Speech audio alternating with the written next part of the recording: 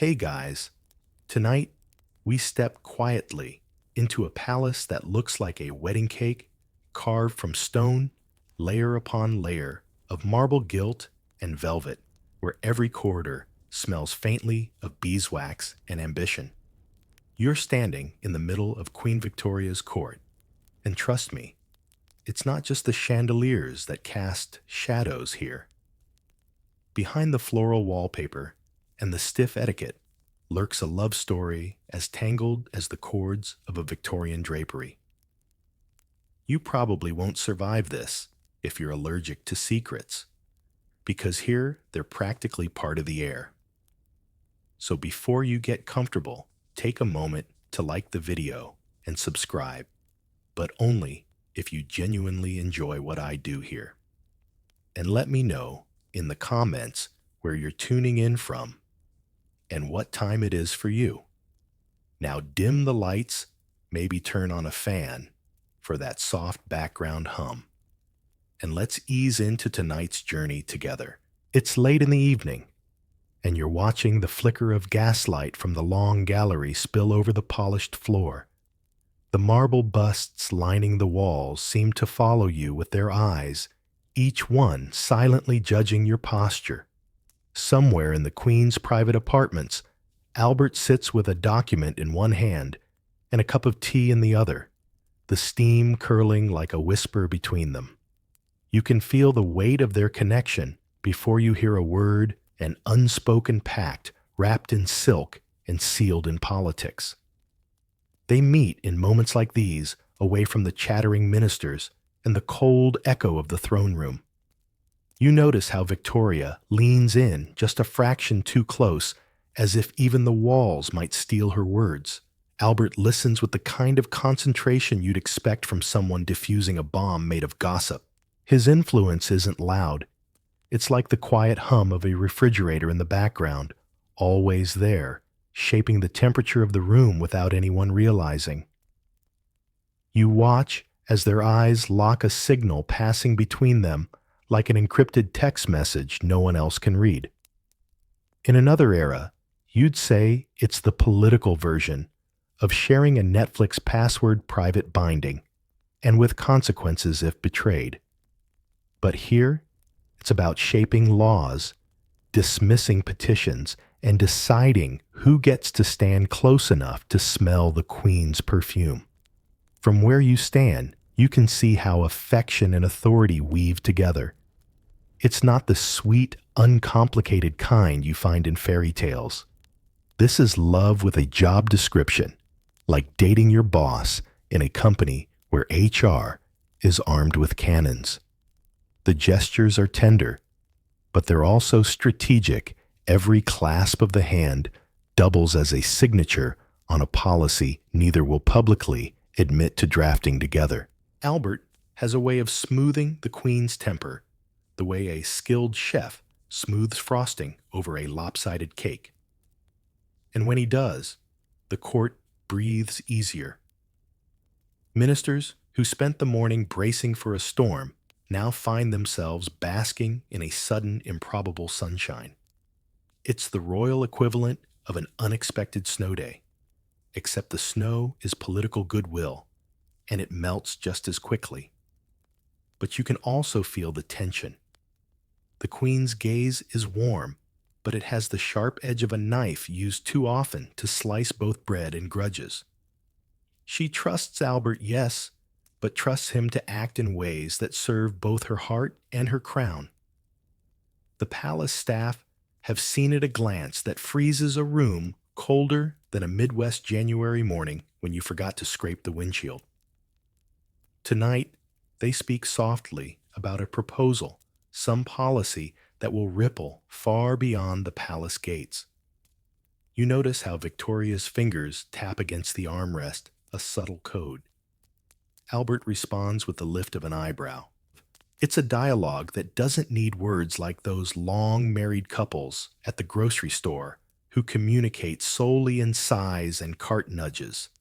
From the corner of the room, the scent of polished wood mingles with something faintly floral, perhaps her perfume, perhaps just the lingering memory of it. Outside, the fog curls against the windows, muffling the world like a heavy blanket. You're aware of every creak in the floorboards, every rustle of fabric, every tick of the ornate clock in the corner. This is not just a marriage. It's an alliance with tea breaks. You realize the court depends on it, on this strange alchemy of romance and rule. Without Albert, the machinery of the palace might grind too loudly, its gears jamming with the grit of unchecked ego. Without Victoria, Albert's vision would have no crown to anchor it, no scepter to give it weight. You think of modern power couples, movie stars who run charities together, CEOs married to other CEOs, but this is the 19th century prototype. And instead of social media posts, their brand is broadcast in the way ambassadors are received, or how the menu changes for a visiting dignitary. It's branding through ballroom seating charts. The night wears on. Somewhere, a door closes the sound, soft as a bookmark sliding into place. The queen rises, Albert following a step behind, not because he must, but because it's their dance. You watch them disappear down the corridor, their silhouettes merging with the flicker of the lamps. And you can't help but wonder how much of what you've seen is genuine affection, and how much is performance for the one audience that matters most: history itself. Next, you'll step closer to the moments when that affection turns into something sharper, something less gilded and more human.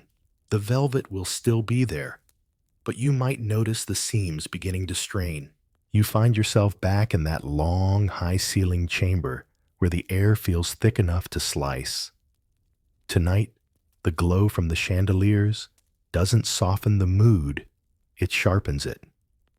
Albert stands near the fireplace, a stack of neatly folded papers in his hands, while Victoria sits stiffly in a chair that looks more like a gilded throne than a piece of furniture. The velvet between them is not warm tonight. It's the velvet of a rope in a boxing ring. You watch Albert speak, his voice calm but deliberate. He's not trying to raise his volume. He's trying to raise his point.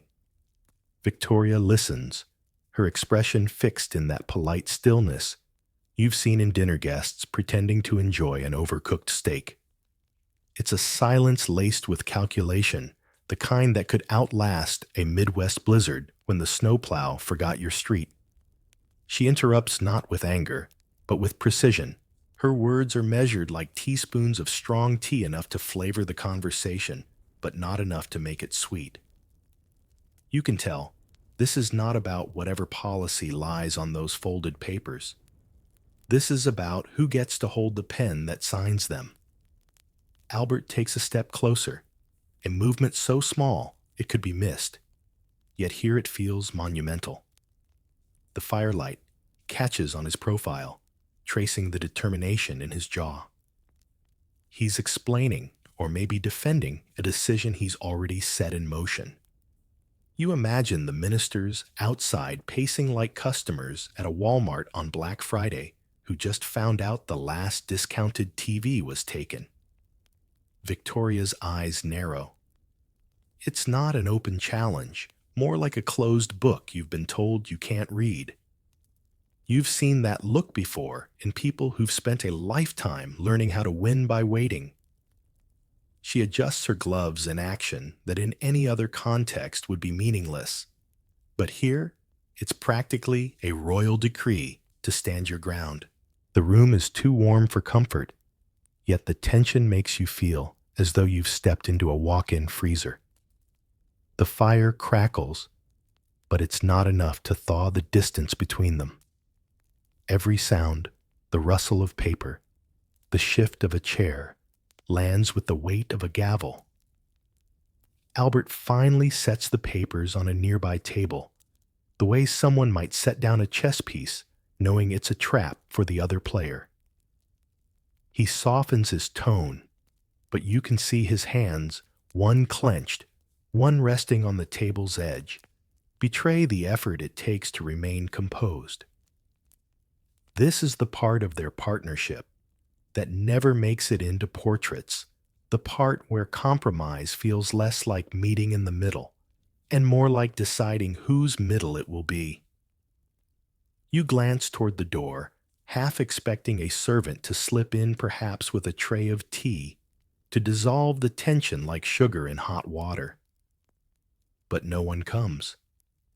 They are alone, and in this solitude the stakes feel higher. Her reply is quiet, almost gentle. Almost. It's the tone of someone telling you the pie is delicious while mentally noting the crust is burned. She agrees to consider his proposal, but you suspect consider here is Victorian code for reshape until it's mine. For a moment the frost cracks. Albert allows a faint smile perhaps in recognition of her skill, perhaps because the conversation is not truly over.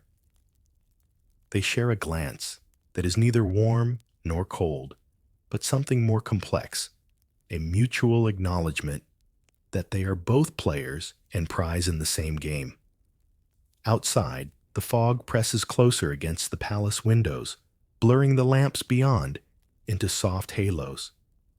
It's the kind of night that might make you want to stay indoors forever. But here inside, the weather is made of willpower and strategy. You realize that if love is the velvet, then control is the cage lined in silk. Yes, but still a cage. It makes you think of a modern couple sharing an apartment with one thermostat. One wants the heat up, the other wants it down. And instead of compromising, they learn to adjust it when the other isn't looking. That's what's happening here, only the thermostat controls the fate of an empire. The fire pops loudly, startling neither of them. They've lived too long in a world where the loudest sounds are still quieter than the thoughts they don't say aloud. You notice Victoria's hands now rest in her lap, still gloved fingers, intertwined, not a sign of peace, but of patience. Albert breaks the silence with a change of subject, one so subtle you almost miss it. It's an olive branch in conversation form a signal that the battle is paused but not concluded. Victoria accepts it, shifting to discuss a diplomatic visit next month. And just like that, the air lightens, though you know the heaviness is only stored for later. As they leave the room together, you catch the faintest trace of her perfume again. Something floral with an edge like roses with hidden thorns. The door closes behind them, and you're left with the sense that every agreement they make is written in ink that never truly dries. Soon, you'll see how this dance between velvet and cage draws in others people who ignore protocol, who step too close, and who change the balance of the court in ways no one planned. You wake to a palace morning that pretends to be harmless. Sunlight filters through lace like diluted honey, and the parquet gleams as if it slept better than anyone. You move along a corridor where servants whisper. Love wears slippers here, but power wears boots, and you can always hear the boots. Breakfast looks intimate. It isn't. The small table is set for two, yet crowded with paper letters, drafts, and a schedule so tight you could use it to slice fruit. Albert reads with a careful frown, and Victoria watches the frown the way a sailor watches weather. She adjusts the sugar in his tea, not because he asked, but because ritual is its own conversation. The gesture says care.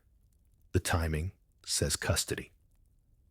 Affection here moves like a trained bird, graceful, obedient, and never far from the glove. He mentions a charitable committee, a school visit, a meeting with men who would love to use the crown as decorative packaging for their ambitions. She nods, then quietly changes the order, the way you rearrange your grocery cart to keep the bread from getting flattened. It feels tender and tactical at once, like being hugged while someone checks your pockets. And if you think that's romantic, You've never tried to argue with a calendar.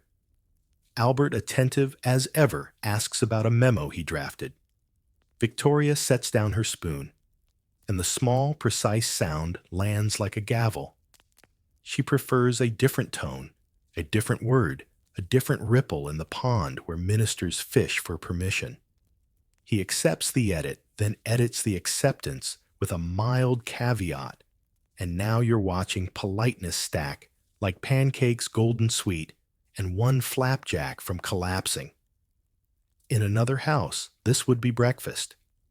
Here, it's a board meeting with jam. The corridor after breakfast smells of beeswax, warm linen, and recent decisions. Two ladies in waiting hover like parentheses, making Victoria's sentences look composed even when she is silent. A valet shadows Albert with the devotion of a moon to its planet. You brush a velvet curtain. It's softer than last year's fruitcake everyone keeps regifting. The palace breathes in long, steady counts, like a sleeper who refuses to wake no matter how loudly life knocks. Wardrobe choices arrive like briefings. Victoria's dresser presents silk in sighing shades. Albert suggests a darker ribbon for sober effect at a midday audience, and no one calls it advice. It is influence. Color becomes politics disguised as fashion, as if the hemline were a referendum and the bodice a bill. A single tilt of his head can change which tiara blinks in daylight. It's the thermostat again, one hand turning the other, pretending not to notice. Afternoon is letters. Ink smells like wet iron and old winter. You stand by the escritoire as Victoria dictates, and Albert annotates the two of them stitching one voice from two throats. Sometimes he slides a note across the blotter. 3 words, a small arrow, the quiet choreography of counsel. Sometimes she presses her palm atop the paper before the ink dries, as if to hold the future flat. Communication is quicker than 1990s dial-up, but protocol adds buffering to every line. You pause at the window. The gardens stretch green and perfectly combed. Somewhere, a gardener coughs into his sleeve, and the sound bounces off the gravel like shy applause. You smell damp earth starch and old roses. Lace scratches your wrist. Velvet warms your knuckles. Far-off carriage wheels murmur, and a clock ticks with the composure of someone who pays their bills early. Jealousy arrives without trumpets. It doesn't need them. It wears the face of, "Where were you?" when the answer was, "Working." The trigger is small, a laugh that lasted 1 beat too long, a whisper that felt familiar. Victoria's smile stiffens. Albert's explanation becomes a footbridge over a ravine that wasn't there this morning. The court keeps breathing, but slower, like a ballroom holding its stomach for the portrait. She asks about a meeting with a visiting countess, and the phrasing is exquisite. It tastes like courtesy and smells like an audit. He replies with the composure of a man balancing 2 plates of hot scones while the floor tilts. You can feel the leash tighten silk soft, but undeniable. It's like wearing a bow tie that looks charming in mirrors and headache tight after an hour. They do not argue. They recalibrate. You witness the art of narrowing a corridor without touching the walls. Staff schedules shift by a quarter hour. Seating charts quietly trade neighbors. The Countess, charming and unremarkable, will now sit 3 places farther from the royal ear. Jealousy here isn't fireworks, it's city planning. A courier arrives late with provincial petitions, and the bundle lands like a stack of coupons you're not sure you should use. Albert sorts them with brisk economy. Victoria picks one, then another, reading not only the words, but the angles, the ambitions, the fingerprints of men who learned handwriting to hide their hands. Together, they weigh which hope deserves oxygen.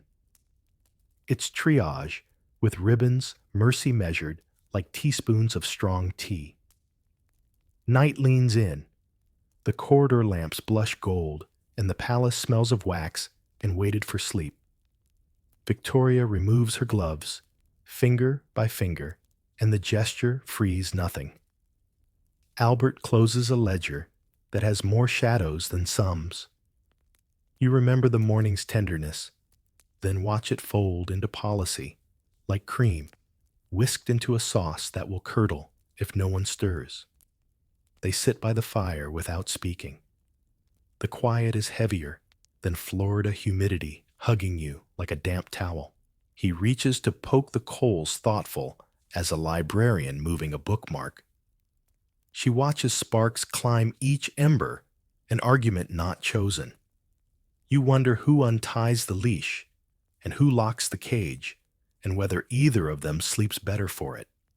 If you're hoping for a tidy moral, you'll be waiting like fans for a beloved show's next season after a cruel cliffhanger. The point isn't resolution. The point is endurance, two people building a life like a bridge. They must cross daily while the river changes its mind. Tomorrow, they'll do it again.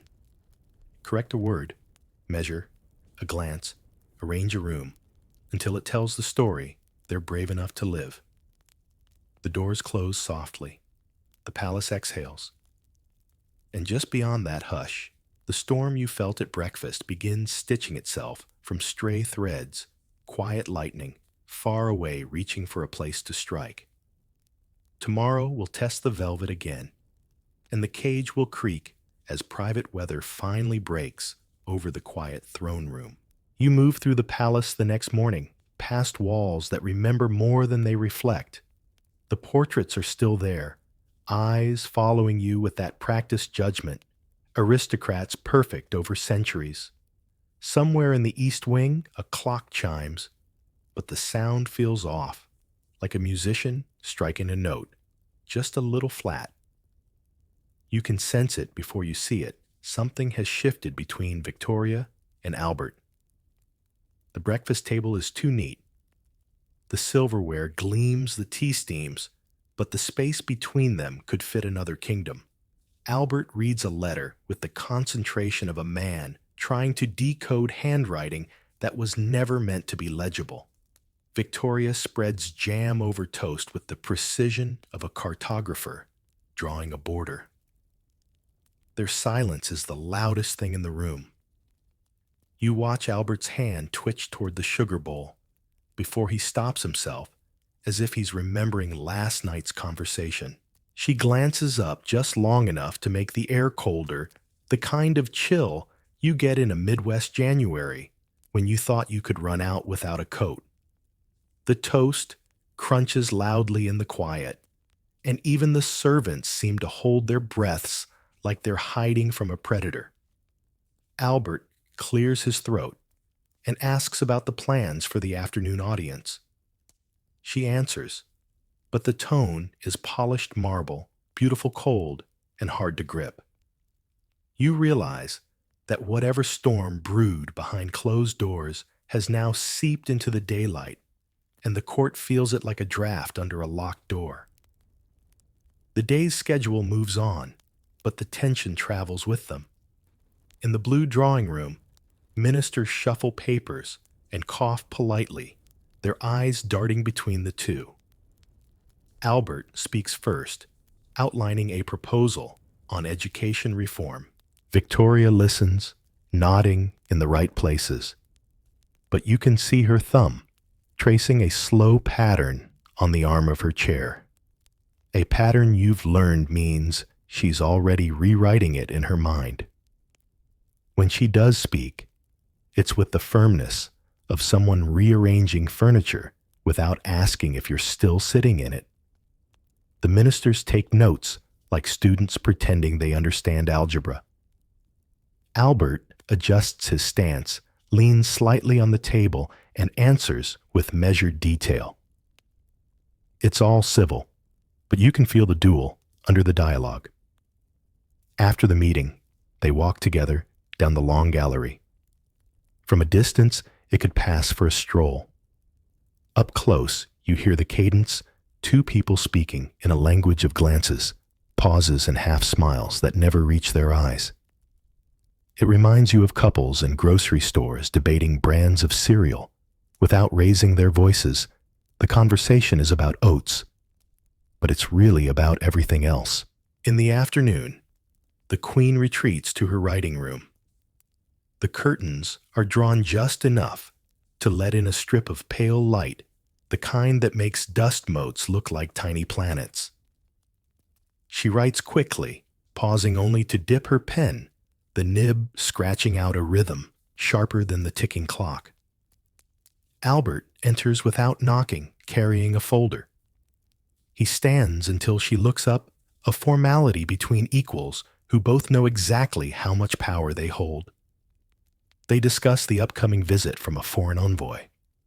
Albert recommends a small private dinner. Victoria counters with a full court reception. His reasoning is fiscal. Hers is strategic. You watch the argument fold into their voices, each point, delivered with the grace of dancers, avoiding collision while still trying to lead. The scent in the room is a mix of ink paper and something floral with a faint bite, her perfume again roses with thorns.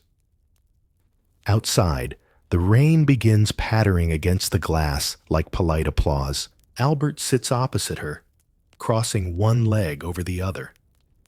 For a moment, the rhythm between them eases as if the rain has smoothed the edges. Then he mentions the envoy's political leanings, and the air tightens again. Victoria sets her pen down the tip, leaving a small ink blot that blooms like a bruise on the page. She says they cannot appear divided in public. He agrees, but adds, unity doesn't mean silence. The phrase hangs in the air like steam from cooling tea, visible fading but leaving a taste. You're reminded of the thermostat again, two hands turning in opposite directions, each certain they're setting it just right. It's almost comic if the stakes weren't the stability of an empire. By evening, the storm inside has settled into a kind of truce. They dine together in a smaller chamber, the table lit by just two candelabras. The soft light hides the lines of tension, but doesn't erase them. Between courses, they speak of art music, and the garden safe subjects like furniture in a house where the foundation is being quietly repaired. The final course is served, and you see her hand brush his as she takes the dessert spoon. It's not an accident, but it's not quite a peace treaty either. More like a ceasefire until morning. When they part for the night, you catch a glimpse of their faces in the hallway mirror, both wearing the expressions of people who know tomorrow will bring another round, another negotiation, another careful balance between velvet and steel. You sense, too, that the next shift in this balance won't come from either of them, but from someone unexpected, someone who doesn't fit the palace mold. Soon, the quiet rhythm of their private weather will be interrupted by a presence that ignores protocol entirely, and the court will never breathe the same way again. The first time you hear the name John Brown in the palace, it's delivered in the hushed tone usually reserved for unconfirmed gossip or distant thunder. It's not the name of a duke or a visiting dignitary. It's the name of a man from the Highlands of Scotland, a place that sends mist rain and apparently trouble. You see him before the court does. In a quiet corner of the stables, where the smell of hay mingles with the faint tang of horse sweat, he moves with an ease that seems out of place in Windsor's carefully choreographed world. No gilded braid, no lace cuffs, just a sturdy wool coat and boots that have known more mud than marble. He tips his head in a gesture that's more nod than bow. And just like that, you understand why the palace is about to get interesting. The official story is that he's a servant, a personal attendant to Her Majesty during her stays in Scotland. The unofficial story, well, that depends on who you ask. Some say he's here because he knows the queen better than anyone should. Others mutter that he's a distraction, a break in the monotony of ministers and maids. You notice how these theories grow in the telling, like the size of a fish in a fisherman's hands. The day he's formally introduced at Windsor, the court reacts like a cat sniffing a new piece of furniture, curious, cautious, and slightly offended. He doesn't flinch under the scrutiny. He stands there, hands clasped behind his back, looking more like he's waiting for a train than for the Queen's permission to exist. And when she greets him, there's a spark, not of romance, necessarily, but of recognition. You see it in her eyes, relief. The kind you get when a friend shows up at your house unannounced with a bottle of wine and no judgment about the state of your kitchen. John Brown talks to her the way you might talk to a neighbor over the fence, direct, unfiltered, and with just enough humor to keep it from being insolent. The first walk they take together in the gardens becomes instant fodder for whispers. She, in her black morning dress, he in his plain coat, both striding as if the gravel paths were hills in the highlands.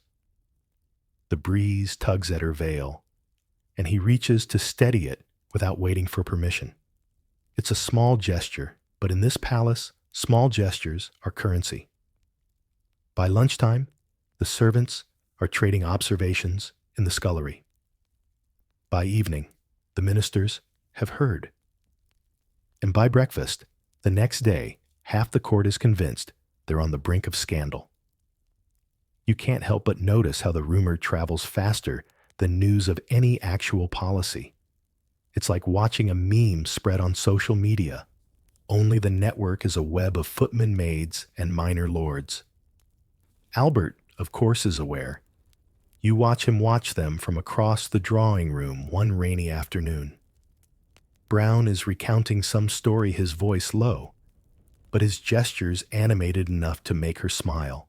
Albert's expression is unreadable, the kind of poker face you only get after years of playing a game where the stakes are measured in dynasties.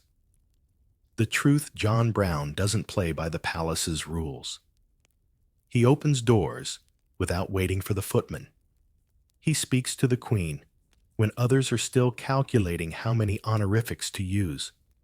And most shockingly, he calls her ma'am, like the word belongs to him.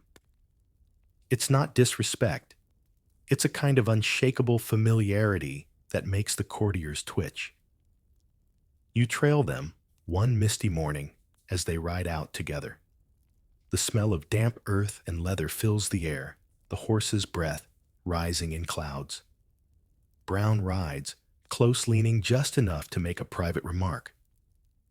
She laughs, not the measured, polite sound reserved for official audiences, but a genuine, unguarded laugh. You realize you've never heard it inside the palace walls. And that's the problem, or the appeal, depending on who you ask. The etiquette of the court is like an antique porcelain tea set, beautiful, fragile, and meant to be handled with gloves. Brown, by contrast, is more like a battered tin mug, plain, durable, and somehow more comforting on a cold day. His presence makes the fine china look even more breakable. By the second week, the pattern is set. Morning rides, casual conversations in the garden, the occasional appearance at her side during less formal moments. Every one of these sightings is a pebble dropped into the still pond of court life, sending ripples all the way to the outer chambers. Some historians think this was common. Others call it pure myth. They argue about whether their closeness was purely platonic or something more. The evidence is thin, and interpretations are many, but you don't need the archives to see the effect it's written in the sideways glances, the tightened lips, the sudden silences when Brown walks into a room. One evening, You find them in the library. She's at the writing desk, working by lamplight. He leans against the doorframe, recounting some memory from Balmoral. His voice is steady, but his presence shifts the air like opening a window on a winter day. When she looks up and meets his gaze, the conversation pauses in that way, where both people forget anyone else might be listening. The moment breaks when a servant enters, but you can see how quickly the masks go back on. She becomes the queen again. He becomes the attendant. The transformation is seamless, but you've seen the edges. As you leave the room, you pass a pair of ministers in the corridor. One mutters to the other. It's not the man, it's what he represents. And maybe that's the real issue. Brown isn't nobility. He's not bound by the same social script. In a world where every word and gesture is weighed, he moves like someone who's never carried that scale. By the time you retire for the night, the palace feels different. The air is charged as if everyone is waiting for the next scene in a play they didn't audition for. And in the center of it, a queen in black and a Scotsman in a worn coat walk the same corridors side by side, changing the temperature of the room just by being in it. Tomorrow, you'll see how that temperature begins to boil, how the whispers turn into questions, and the questions into a tension no protocol can smother. And the court so skilled at hiding its feelings will find it harder and harder to keep its composure. You wake to a palace buzzing like a beehive with no queen inside, except of course there is a queen inside, and that's exactly why the buzzing has reached a pitch you can almost taste. The corridors hum with whispers about Mrs. Brown. That's the phrase making the rounds, clinking through the halls like loose change in a pocket. At first, you think it's just another court nickname, the kind courtiers hand out like samples at a supermarket tasty forgettable. But this one sticks. It clings to drapes, to stairwells, to the back of every throat that dares say it. Mrs. Brown. You hear it from a maid carrying silverware, from a secretary adjusting his spectacles, even from a visiting cousin of some baron who's just delighted to have fresh gossip to bring home. It's not a title. It's an insinuation, gift-wrapped in politeness. Everyone knows the Queen's morning black has been as constant as the sunrise since Albert died. But now, with Brown in the picture, the black veil is starting to look less like an unbroken vow and more like a curtain hiding something intriguing. In the dining hall that morning, you see it happen in real time. Brown walks in, not to dine, of course, but to deliver a message. The clink of cutlery pauses just slightly, like the whole room is holding its breath. Victoria glances up, her expression softening just a shade, and that's all it takes. 100 silent glances pass between the guests. The air is suddenly warmer, but the kind of warmth that burns slowly, like coals hidden under ash. Later in the long gallery, you overhear 2 footmen discussing the nickname. One swears it started in the kitchens, born from a joke about how often Brown appears at the Queen's side. The other insists it was coined by a minor noble who thought himself clever over port wine. Both agree it's caught on faster than a candle tipping into a pile of lace. The thing about gossip here is that it behaves like steam. It rises, spreads, and sooner or later leaves a damp mark on the ceiling. Ministers have heard it. Diplomats have heard it. And Albert, he hears everything worth hearing. You watch him during a small reception that evening, standing near the window, while Brown escorts the Queen across the room. His smile doesn't move, but his eyes flick once toward the whispering knot of lords near the punch bowl. Brown, for his part, is either oblivious or simply doesn't care. He speaks to Victoria with the same easy tone you've heard him use with grooms and gardeners. It's the sort of familiarity that would make a lesser man vanish from court in under a week. Yet here he stands comfortable as a chair that's been in the family for generations, even if it creaks in all the wrong places. You catch Victoria's laugh again, genuine low, almost private. It's a laugh that travels differently through these marble rooms.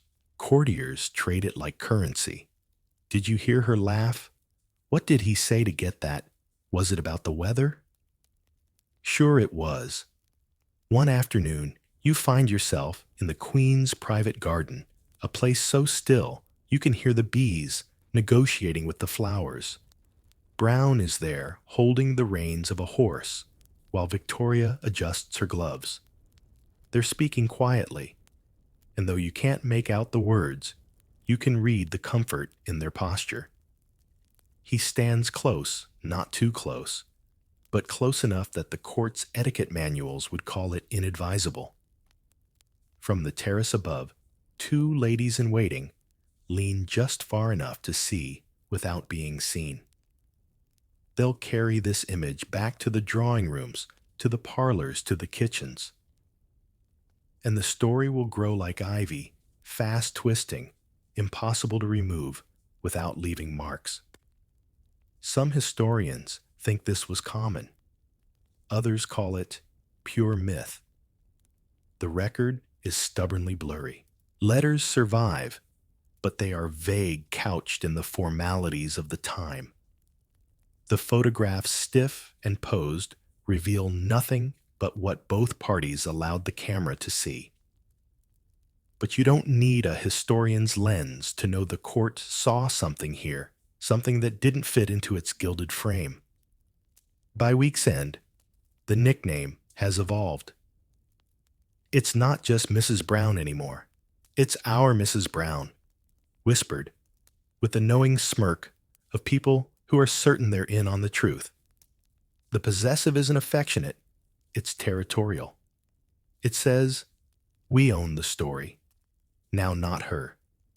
One evening, after a small concert in the music room, you watch Brown linger as the Queen speaks with a visiting dignitary. He waits not deferentially at the edge of the crowd, but within earshot, ready steady, as if the conversation might need him.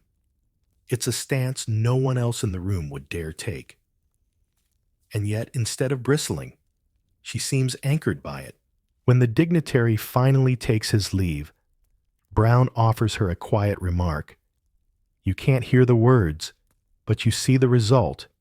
Her shoulders relax the tiniest shift, and she turns toward the next guest with her public smile fully restored. You realize then why the nickname works so well for the gossips. It's not about romance, not entirely. It's about access. Brown has it in a way that no minister, no courtier, no family member does, and in a place where proximity to the monarch is the purest form of currency that's enough to spark both envy and suspicion. By the time you leave the room, the sound of Mrs. Brown is still echoing in your ears, not in the Queen's voice, but in the countless murmurs trailing behind her. Tomorrow, the phrase will be somewhere new, on a carriage ride, in a letter stitched into a conversation over chess. And the more it's repeated, the more it becomes part of the court's furniture, polished, unavoidable, and faintly dangerous to touch. Soon, the whispers will do more than travel. They will change things. They will shift relationships, alter allegiances, and test the Queen's patience in ways the court has never dared before. And you'll be there when the murmur turns into a challenge. You know the day is different the moment you step into the grand corridor. The usual hum of courtiers exchanging polite half-truths has been replaced by a quieter, sharper energy. John Brown is already there walking toward the Queen, with the stride of someone who has never been told to slow down. In this palace, where even the ministers pace themselves like chess pieces, his pace is an act of rebellion. Victoria spots him before the footmen announce his presence. The smallest lift of her chin acknowledges him just enough to be polite, not enough to feed the wolves watching from the shadows. But here, even crumbs attract scavengers. The ministers exchange glances. They've learned to read the subtext of every footstep, every hand gesture, every pause between words. Brown doesn't bother with subtext. He's direct. He delivers the queen a sealed note, nods at her reply, and then this is the part that sets the room on edge. He turns his back to the assembled lords and starts giving instructions to a servant. It's not that he's rude. It's that he behaves as though the invisible walls of rank and privilege simply aren't there. In a court that thrives on invisible walls, that's like walking through a ballroom with muddy boots. Later, you see him again in the courtyard standing beside her carriage. He helps her up without waiting for the ceremonial flourish of the master of the household. His hand is steady, his tone casual, and she responds in kind, like two people who've known each other far too long to bother with theatrics. From the balcony above, the Duke of something or other mutters to a friend. You catch the words protocol and overstepping, spoken with the delicate outrage of someone whose shoe has been stepped on at a formal dance. Inside, in the smaller audience chamber, the Queen receives a few trusted guests. Brown stands to one side, technically outside the circle of conversation, but close enough that his presence shapes it. You watch the way people adjust, when speaking slightly stiffer, slightly more careful, as though his silent attention weighs as much as her gaze. The moment that seals his place as a palace anomaly comes during a discussion about the upcoming Balmoral trip. The Queen asks Brown a question directly in front of others. It's not the sort of question a monarch asks a servant. It's about logistics, yes, but also about her own comfort, her own safety. And he answers without hesitation, not even glancing at the ministers who would normally mediate such matters. It's like watching someone cut into a triple-tier wedding cake without waiting for the bride's permission. Delicious, audacious, and faintly scandalous. The ministers, of course, find ways to express their displeasure without expressing it. A few leave the room earlier than necessary. Others adopt the faintly pained expressions of people listening to an out-of-tune piano. Victoria doesn't seem to notice, or perhaps she notices and simply doesn't care. Outside the palace, the story of Brown's special position spreads. Shopkeepers in town talk about it over counters. Carriage drivers tell embellished versions to passengers. The local newspaper runs a small, pointed piece about the unusual closeness between Her Majesty and a loyal Highland servant. It's printed between notices for missing dogs and advertisements for patent medicines, but in court, it lands like a cannonball. Some historians think this was common. Others call it pure myth. The accounts from those years contradict each other entirely. In some, Brown is portrayed as a fiercely loyal attendant who guarded the Queen's privacy. In others, he's the shadow in the corner of every major decision, quietly influencing her mood, her schedule, even her politics. You catch sight of them, again, on an afternoon walk. The path is lined with manicured hedges, but their conversation drifts over like the scent of clipped grass. She's telling him about an upcoming diplomatic dinner. He's making some dry remark that earns a genuine laugh. It's not loud, but it's warm, the kind of laugh that makes you forget the cold marble walls just for a moment. You realize the true disruption isn't romance or even friendship, it's ease. Brown moves through the royal sphere with a comfort no one else dares. And that comfort, in a place obsessed with control, is more dangerous than any rumor. By evening, The day's formalities end in the small drawing room. The queen takes her tea. Brown stands near the window. Outside, the sky is the color of tarnished silver, and the rain taps against the glass with the steady rhythm of an old clock.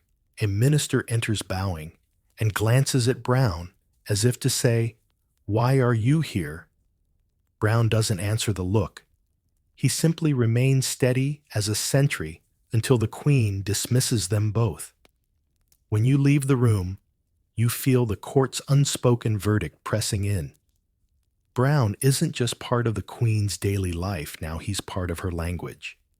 Every glance, every laugh, every shared remark that passes between them is a phrase the rest of the palace doesn't understand. And in a place where understanding is power, that's a threat no one can politely ignore.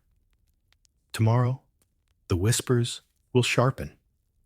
They'll stop sounding like curiosity and start sounding like strategy.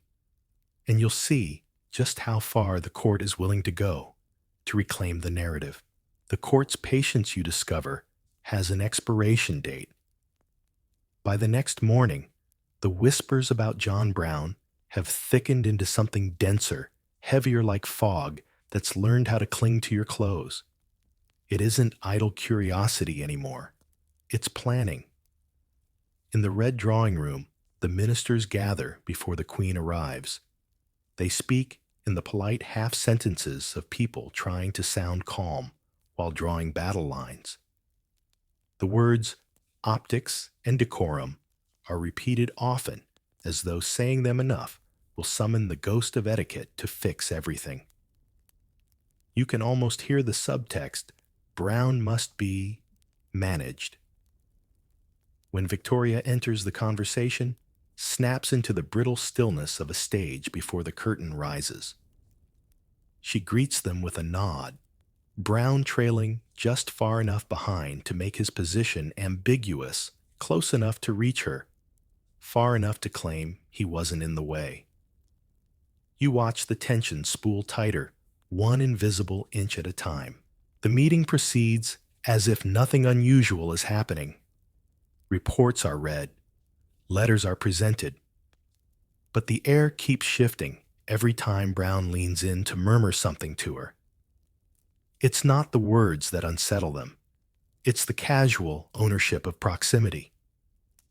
In this room, where even a cough is rehearsed, Brown's naturalness is like a gust of wind in a hall of candles. Afterward, the queen walks with him toward her private apartments. You follow at a respectful distance close enough to catch fragments of conversation. He's speaking about a matter at Balmoral, something to do with security on the grounds. She listens intently, occasionally glancing over her shoulder to be sure no one else is in earshot. The effect is less like monarch and servant, more like conspirators in a corridor where the walls have ears. By the time they disappear behind the heavy carved doors, the ministers have already begun their own side meetings. One suggests reducing Brown's access to private corridors. Another recommends redirecting his duties to keep him occupied elsewhere. None dare suggest removing him entirely. The Queen's favor is too obvious, and the backlash would be immediate. So they settle on the subtler approach: limit, contain, and if possible replace. The next day, you witness the first attempt. A new footman is assigned to the Queen's morning schedule, shadowing her during a walk in the gardens.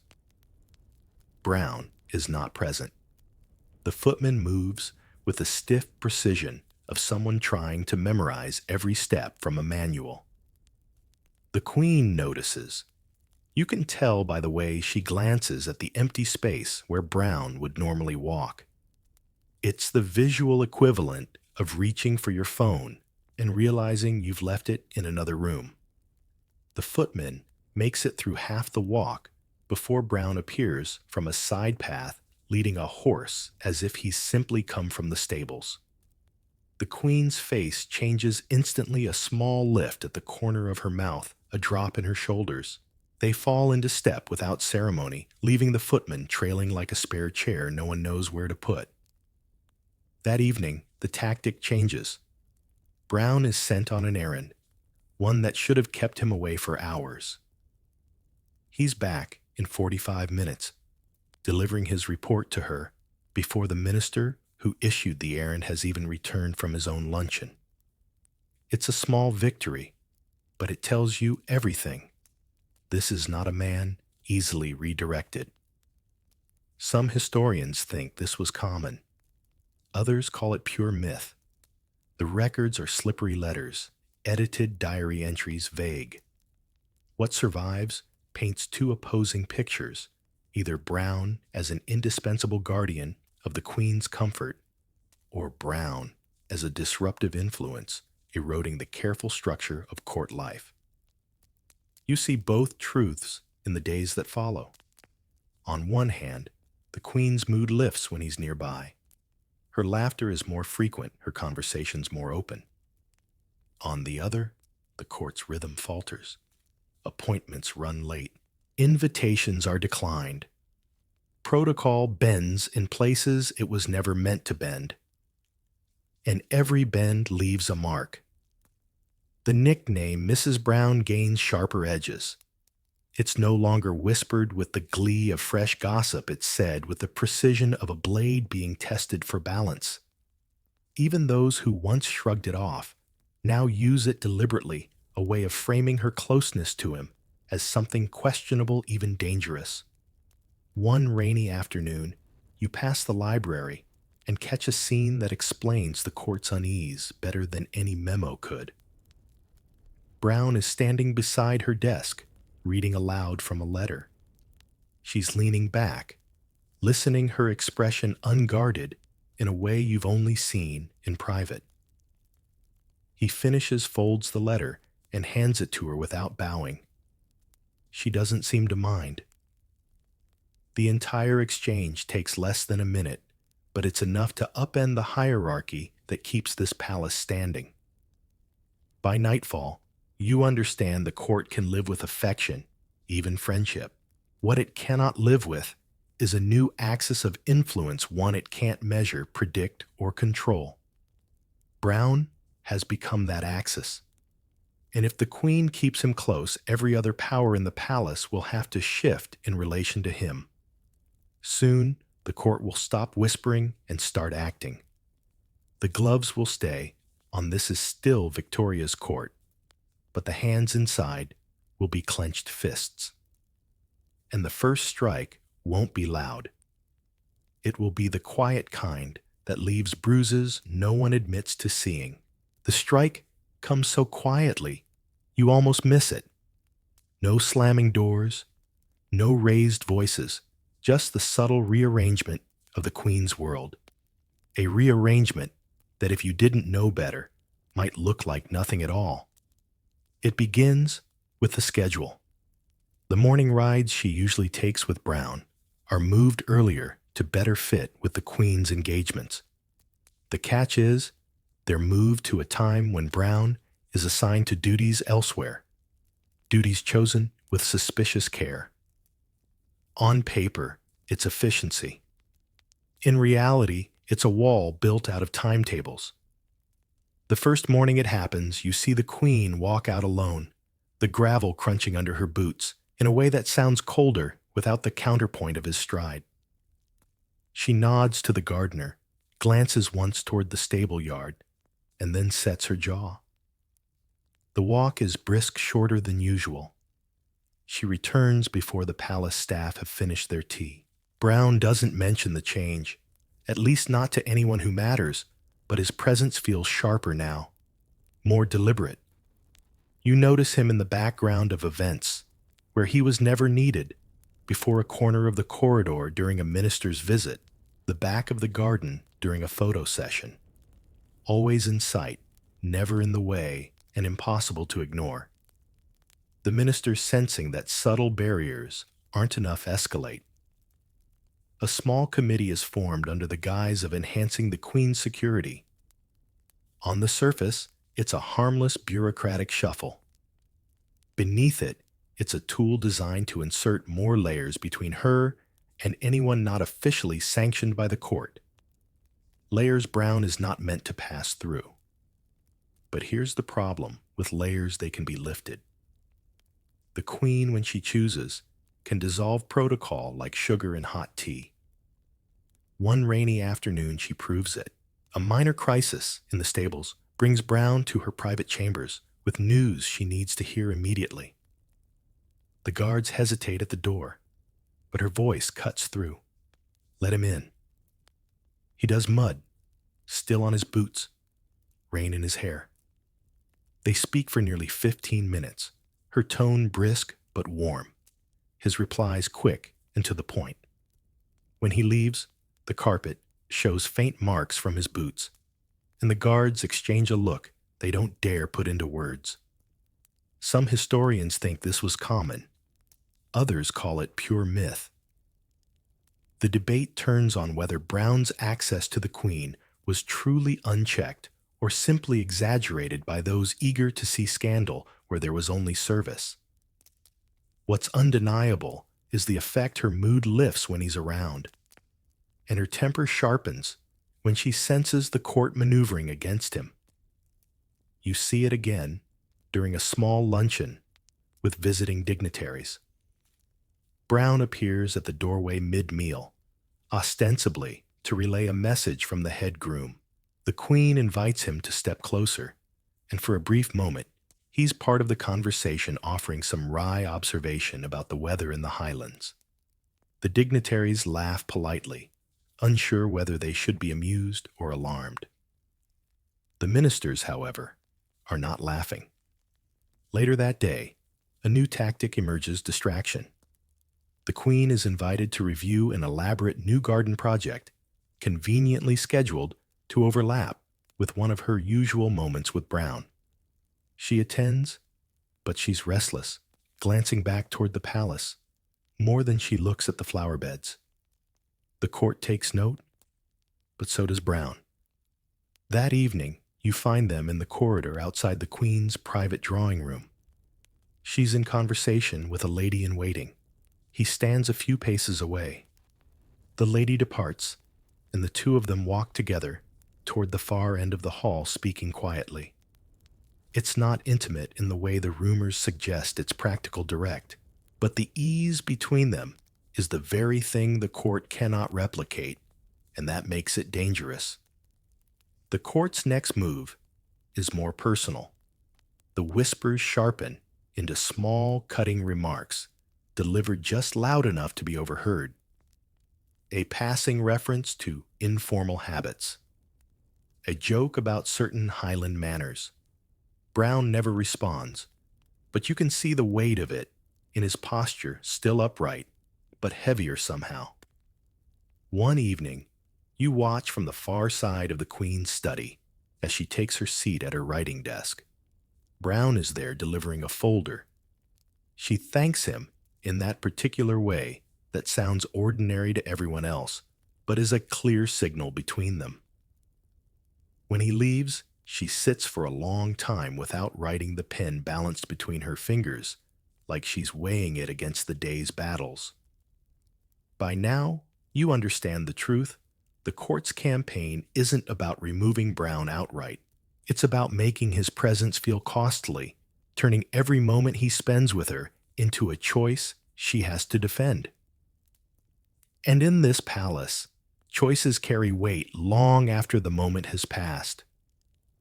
Soon, that weight will press hard enough to leave marks not just on their daily routine, but on the queen's public image itself. And when that happens, the question won't be whether Brown belongs at her side, it will be whether the cost of keeping him there is one she's willing to pay in front of the world. You know, the pressure has reached a breaking point when the queen's public appearances begin to feel like theater performances where half the cast is improvising. The script calls for regal poise, measured smiles, and carefully timed nods. But now, there's an undercurrent, an unspoken subplot running alongside the official program. It's the question everyone's thinking: but no one dares to ask outright, will John Brown be there? The first scene of the day is a reception in the grand ballroom. The chandeliers drip light like honey from a comb, and the floor is polished so bright you could read a book in its reflection. The guests line up to greet her, a slow parade of silk satin and calculated compliments. Brown is not in sight, at least at first. Ministers relax into the rhythm of polite small talk, the kind where nothing is said, but everything is implied. Then he appears through a side door, walking with that unhurried, unbothered pace that has become his signature. He doesn't enter the receiving line or bow deeply. He simply moves to a position along the wall, near enough to hear her voice, but far enough to claim he's not intruding. The Queen notices immediately. You can see it in the small lift of her expression, as if the room has regained a piece of its balance. Some of the guests are charmed by him. A Scottish accent in a sea of clipped upper-class vowels is refreshing like a tart apple in a tray of sugar-dusted pastries. Others are clearly less enchanted. One lady whispers to another, "So bold isn't he?" The tone suggesting the word bold has nothing to do with bravery and everything to do with impropriety. Halfway through the reception, a diplomat from the continent makes a casual remark about the Queen's devoted Scottish companion. It's meant to be flattering, perhaps even neutral, but in a court already simmering with speculation, it's like tossing a match into dry grass. The Queen's reply is polite, but cool, and her gaze flickers just briefly toward Brown. After the reception, the ministers pounce. In a meeting framed as a discussion on public perception, they suggest limiting informal appearances by non-official attendance. The language is vague, careful, and full of plausible deniability. But the meaning is clear. Keep Brown out of view. The Queen listens without interruption, fingers tapping softly on the arm of her chair. When they finish, she thanks them and changes the subject to agricultural reports. The meeting moves on, but you can feel the refusal sitting in the room like an uninvited guest. Later in the gardens, you watch her walk with Brown along the gravel paths. It's a bright day, but the air holds the crisp bite of late autumn. They speak quietly, occasionally, stopping to admire the roses that have somehow survived the season. From a distance, it looks like nothing more than a monarch enjoying fresh air with a member of her household. Up close, it's different, a private conversation shielded by the openness of the outdoors. Brown gestures toward a distant hill, and she laughs, quick, unguarded, the kind of laugh that startles nearby birds into flight. It's the sound of someone forgetting to be watched, even if only for a moment.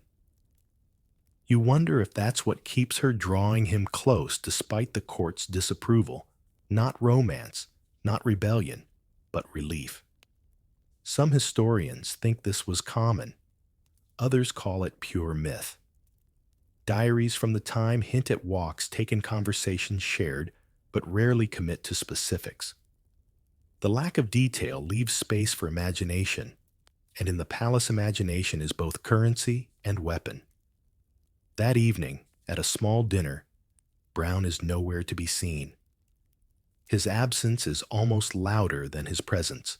The Queen makes polite conversation, but her eyes wander more often toward the doorway than toward the table. The ministers notice, of course. They pretend not to, of course.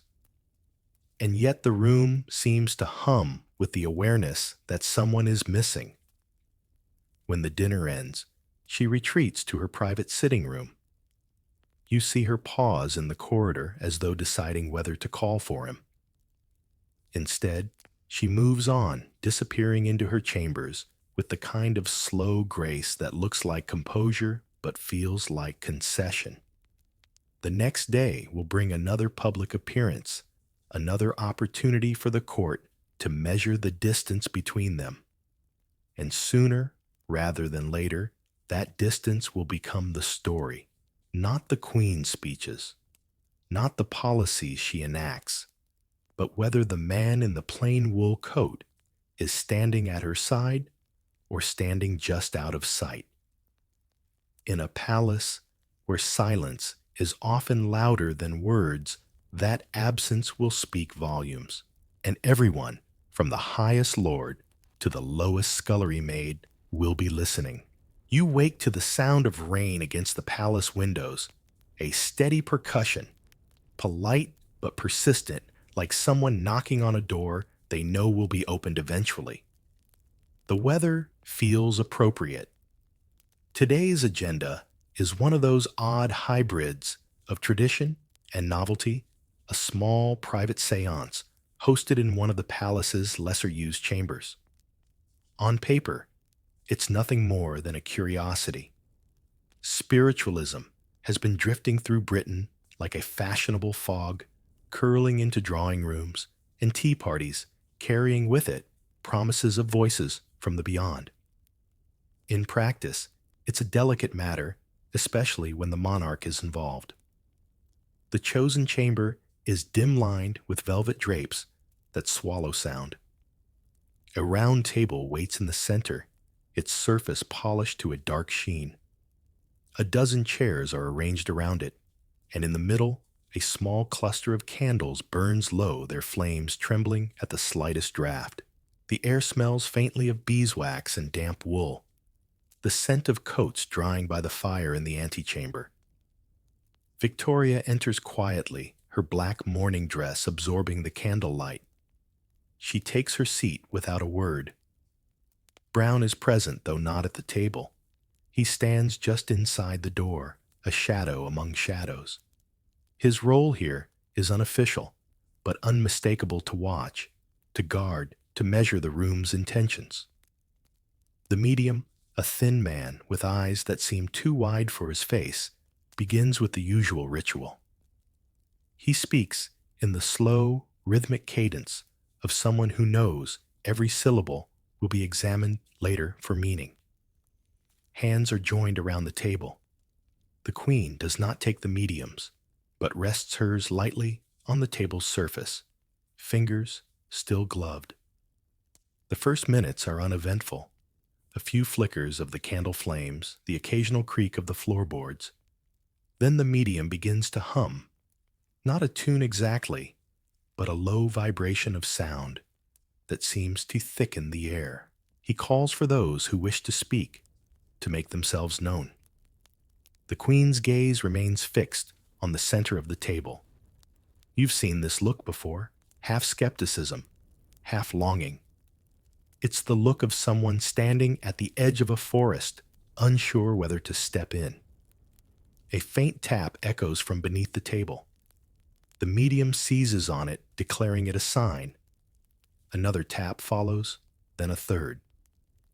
Victoria leans forward slightly, her eyes narrowing, not with fear, but with the sharp interest she usually reserves for political briefings. Some historians think this was common. Others call it pure myth. Accounts of her participation in séances vary wildly. Some describe her as a committed believer seeking contact with Albert. Others claim she attended only as a diversion, never convinced by the theatrics. The truth is slippery, hidden in shadows like the ones that now dance across her face. Brown shifts near the door, his attention flicking between the queen and the medium. He's not here for the spirits, he's here for the living. And perhaps, in his own way, he's watching over her in this moment more fiercely than any guard posted outside. The medium begins to receive messages, vague phrases about a presence and unfinished words. It's the kind of language that could mean anything and nothing. Yet when he mentions a man who walks with you, still, the queen's fingers curl slightly against the table. You can't tell if the phrase strikes her as comfort or manipulation. The room holds its breath.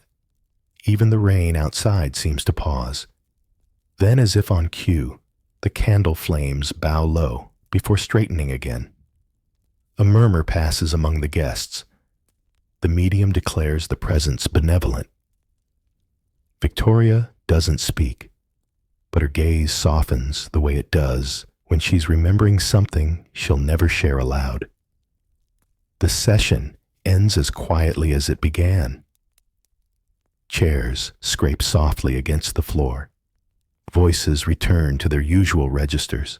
The Queen rises, acknowledges the medium with a nod, and leaves without looking back.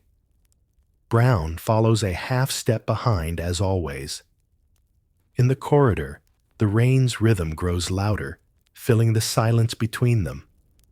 They walk without speaking, yet there's a sense of unfinished conversation, a thread left dangling whether by the living or the dead. That night the court will talk about the séance. Some will treat it as harmless entertainment. Others will whisper about its impropriety. But for the Queen, it will linger differently. And for Brown, it will be another reminder that the palace's battles aren't always fought in council chambers. Sometimes they're fought in rooms lit only by candlelight against opponents no one can see. Tomorrow, the line between belief and doubt will blur further, and the court will have to decide whether to dismiss these gatherings as a fad or to worry about what influence they might carry if the Queen keeps her seat at that table. By morning, the séance is the palace's worst-kept secret. It travels not in proclamations, but in fragments, a footman telling a housemaid he heard tapping a junior clerk swearing. The Queen looked right at the empty chair, a cook insisting the candles bent, like they knew who was in the room. Each retelling shifts the details like a game of telephone played with silver spoons. The ministers are less amused.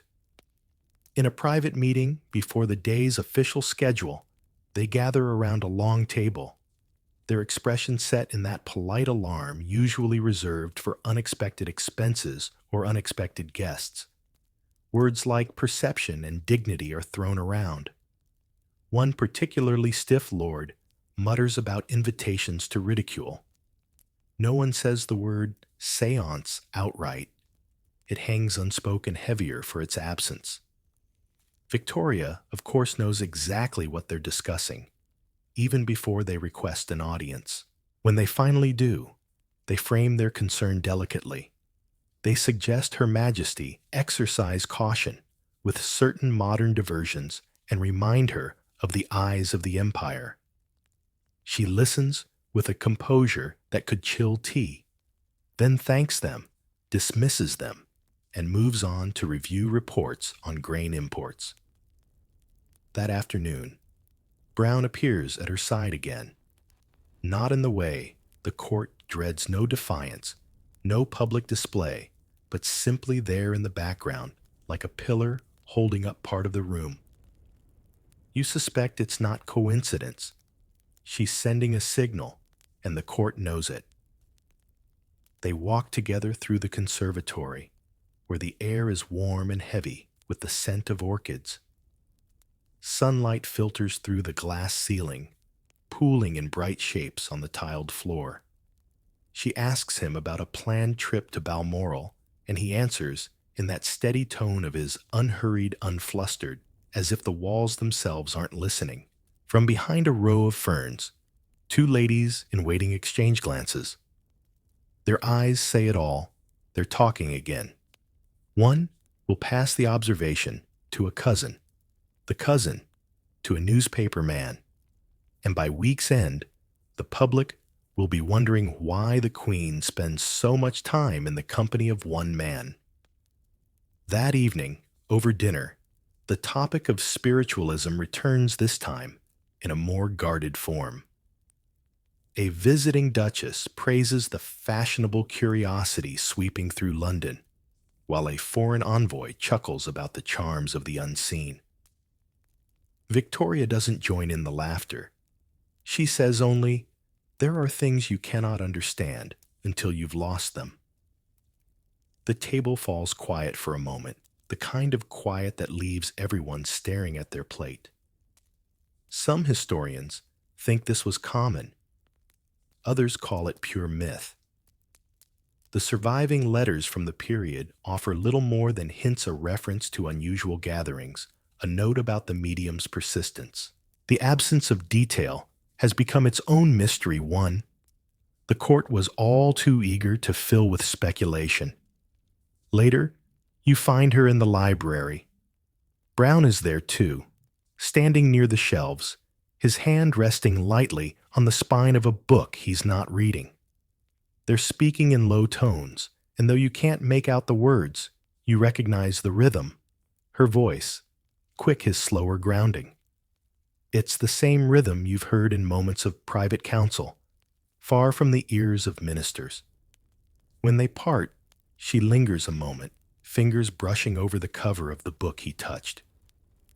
It's a small gesture, almost invisible, but in a palace where every movement is catalogued, it would be enough to feed a week's worth of rumors.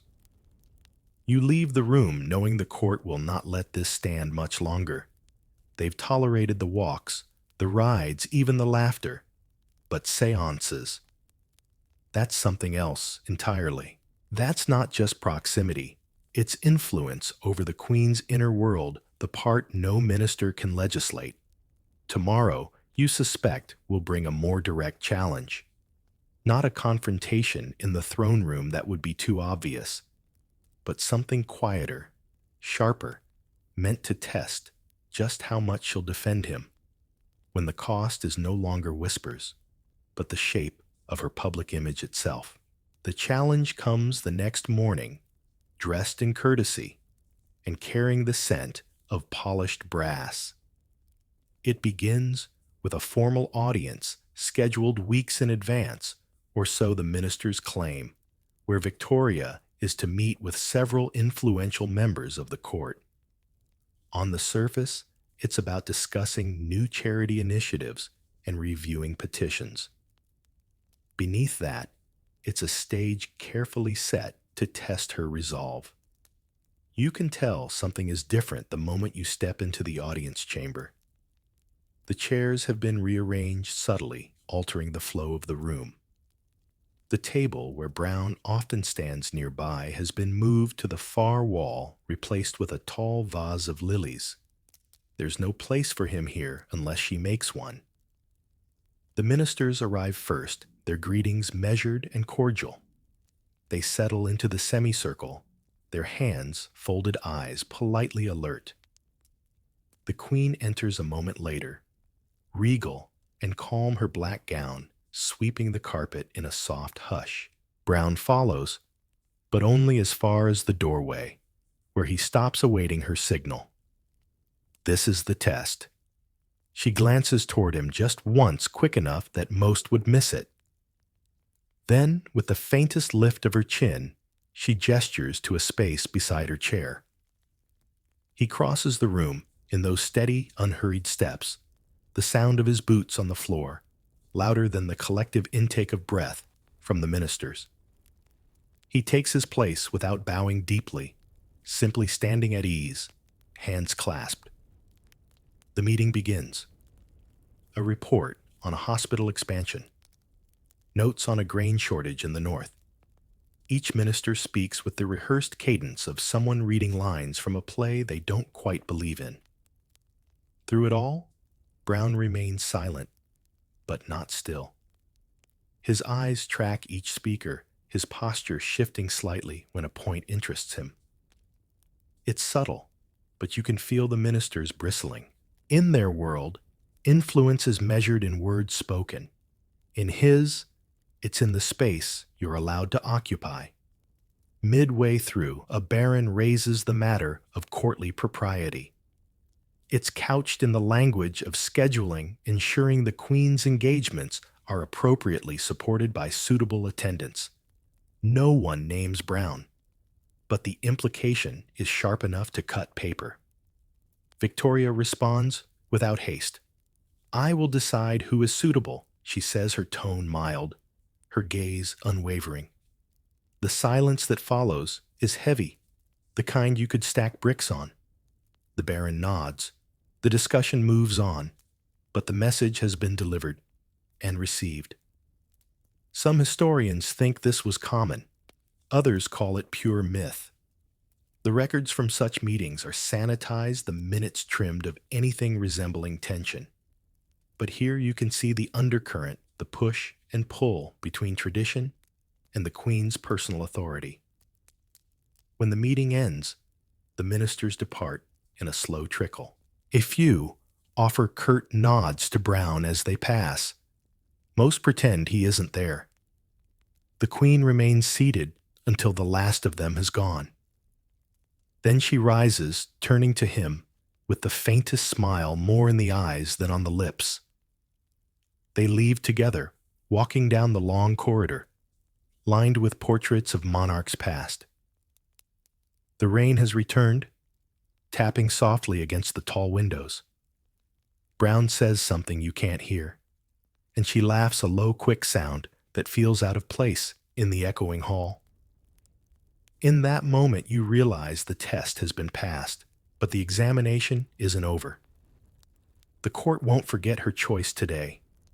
They'll adapt, adjust, and try again.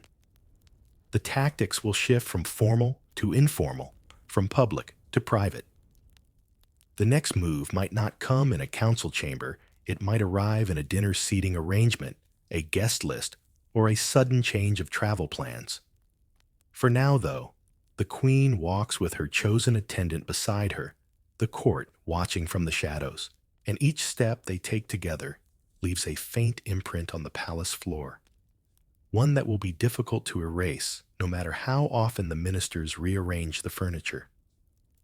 Tomorrow, the setting will change. The tension will move out of the gilded rooms and into the grand theater of a royal ball, where every glance is a line of dialogue and every pairing on the dance floor is a political statement in disguise.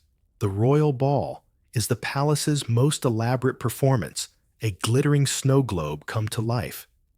Every wall drips with garlands of winter roses, each candlelit sconce casting a halo onto the gilt-framed portraits. The parquet floor gleams so brightly it reflects the chandeliers above like a mirror that knows all your secrets. You arrive early enough to see the court assembling ladies in gowns that rustle like whispers, gentlemen in uniforms starched to the point of creaking. Every smile is calculated, every bow rehearsed. A royal ball isn't about dancing, it's about being seen.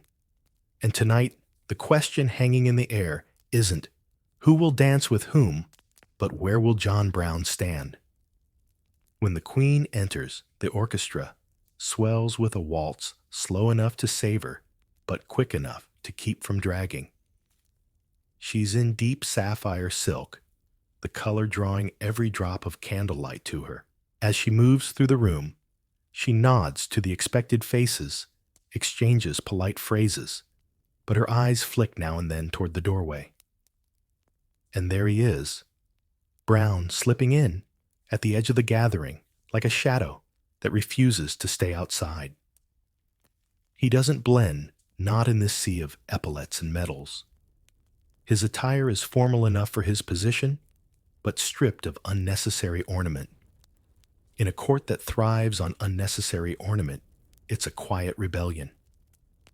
He takes up his post near the wall in clear view of the Queen and does nothing but be there, which in this palace is everything.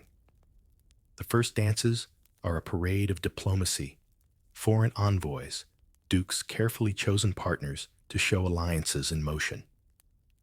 Victoria moves gracefully from one to the next, but the exchanges are all in the public register, safe proper, as scripted as a children's play. Then comes a pause in the sequence. She steps back toward the refreshment table, accepting a glass of champagne. That's when Brown steps closer, not into conversation, not into her space, just enough so that when she glances sideways, he's in her periphery. It's the kind of presence that says, "I'm here if you need me," without putting a single word on record. From across the room, the reaction is instantaneous. A marquis lowers his glass mid-sip. A lady-in-waiting whispers to another, their eyes darting between the queen and Brown, like spectators at a fencing match. You can almost hear the mental notes being taken for tomorrow's gossip. When the orchestra strikes up a Scottish reel later in the evening, a nod to the Highlands, the Queen's gaze flicks toward Brown again. It's only a heartbeat, but the choice of music makes it impossible for the room to ignore. Some smile at the coincidence. Others see conspiracy. Some historians think this was common. Others call it pure myth. Accounts from the time disagree on whether the Queen deliberately used such moments to signal her favor, or if the patterns were simply in the eye of the beholder. But in a setting where every detail is stage managed, it's hard to believe in pure chance. The reel ends, and Victoria returns to her throne-like seat at the head of the ballroom. Brown remains standing along the wall, but you notice he's shifted slightly closer. The crowd resumes its swirl, but there's a new undercurrent of tension, bending toward that fixed point where the Queen and her Highland attendant are without ever officially being together. A duke approaches her with some small pleasantry about the gardens.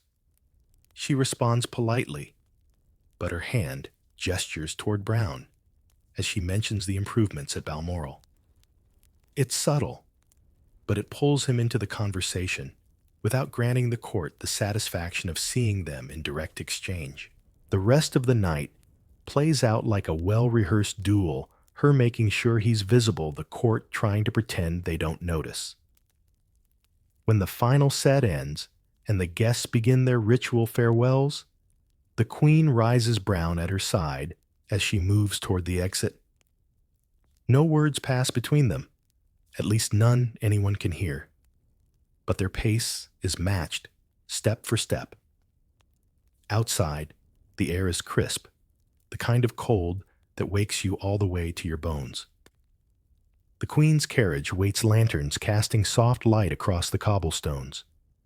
Brown helps her inside his movements, unhurried, steady.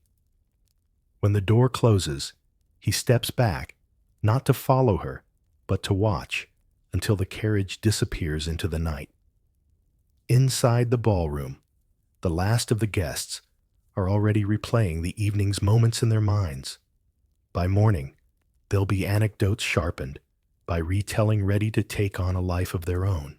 And in that retelling, the ball will be remembered less for its music or its decor, and more for the quiet figure in the corner who changed the temperature of the room without ever dancing a single step.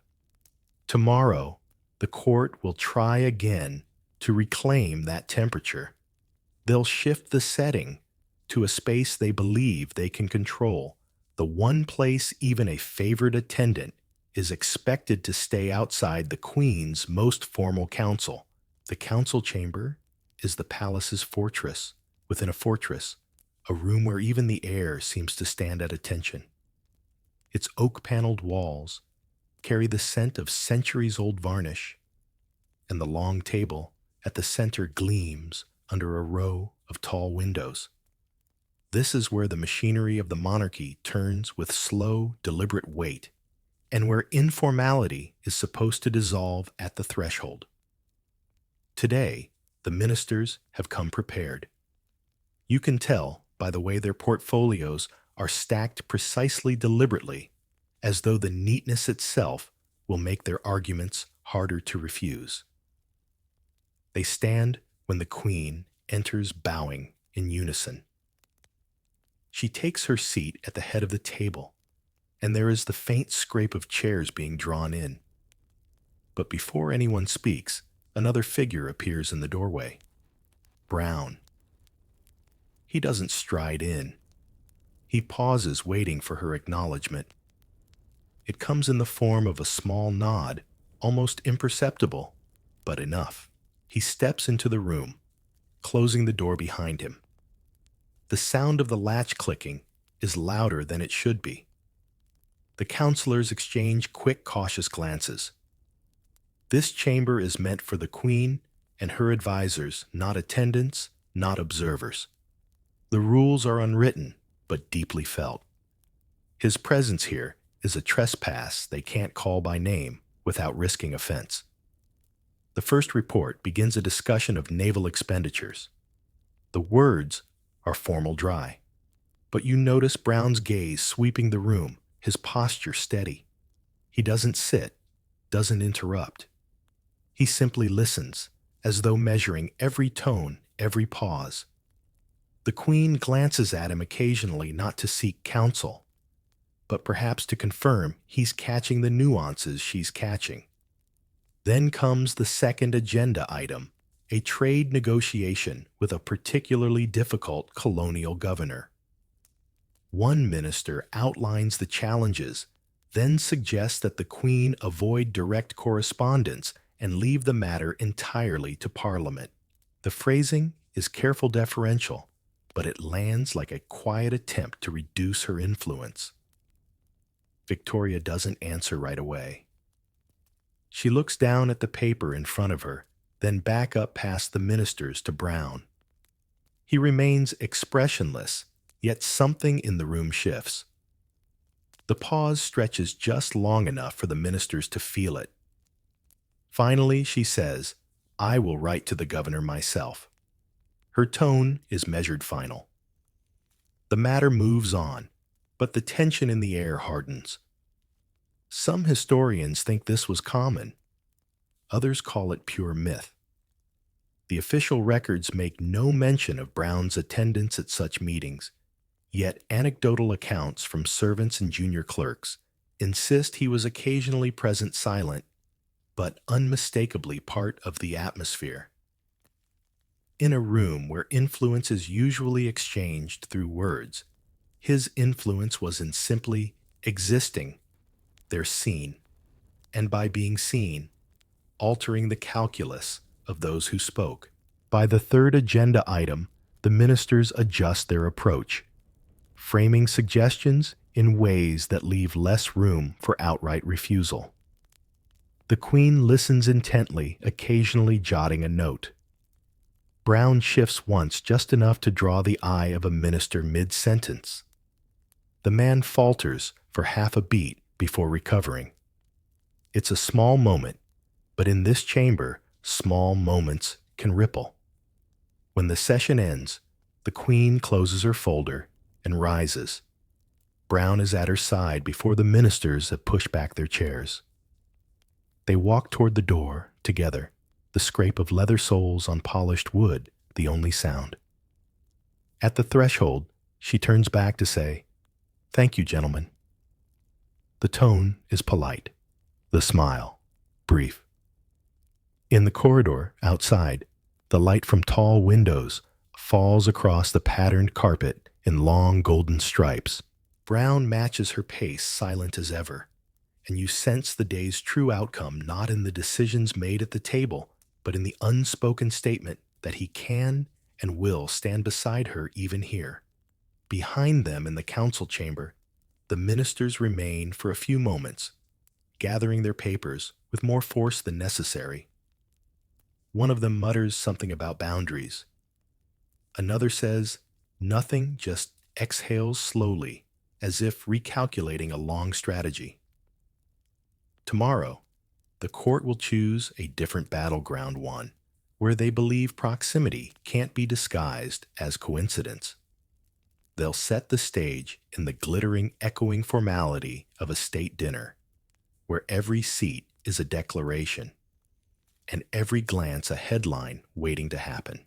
The state dinner is an exercise in precision, a night where formality is plated and served alongside the roast. The great dining hall glows under a ceiling painted with scenes of imperial triumphs, its chandeliers dripping light onto a table so long it could double as a cricket pitch.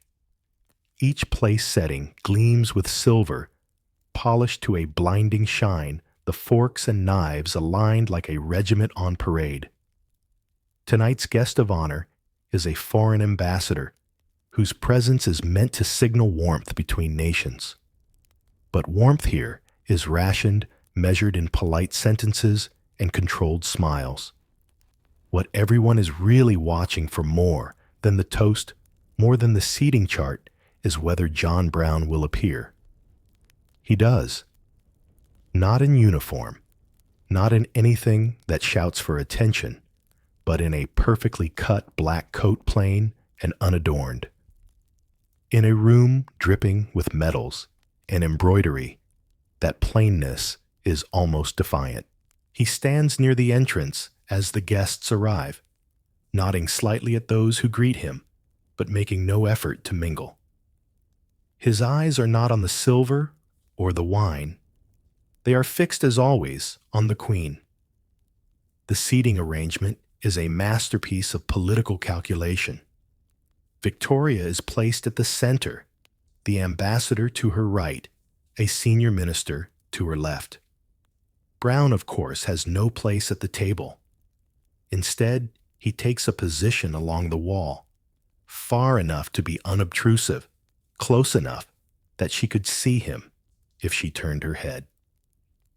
Dinner begins with the usual choreography courses arriving like clockwork conversation, flowing in carefully directed channels.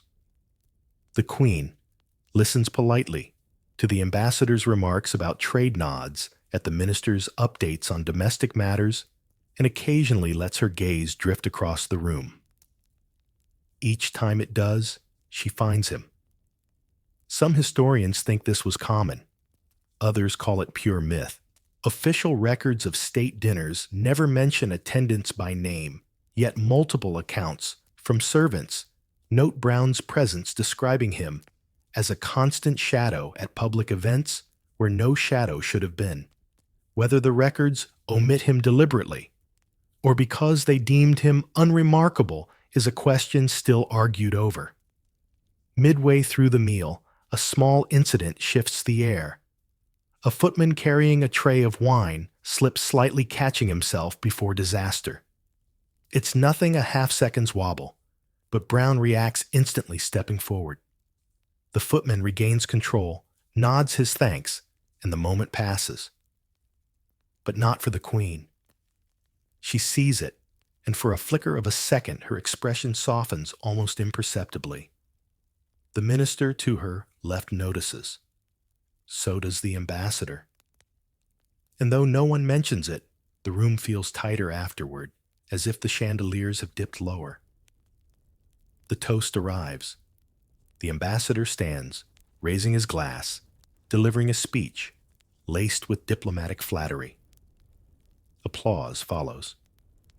The Queen rises to reply, her voice steady and warm, weaving gratitude with subtle reminders of shared interests. She ends with a graceful nod toward the ambassador, then ever so slightly toward the back of the room where Brown stands. It's not a formal acknowledgement. It's not anything that could be noted in a dispatch. But those watching closely catch it. A marquess 2 seats down from the ambassador stiffens. A lady-in-waiting lowers her eyes. And somewhere in the far corner, a young page memorizes the moment for later retelling. After the final course, the guests rise and move toward the drawing room for coffee and music. The Queen leads the procession, the ambassador at her side. Brown remains at the rear, ensuring the flow of the room continues without interruption. When the music begins, a soft arrangement for strings, he takes a place by the window, looking out into the darkened gardens. From across the room, you see her glance his way again. It's brief, easily missed, but it lands like a stone in a still pond.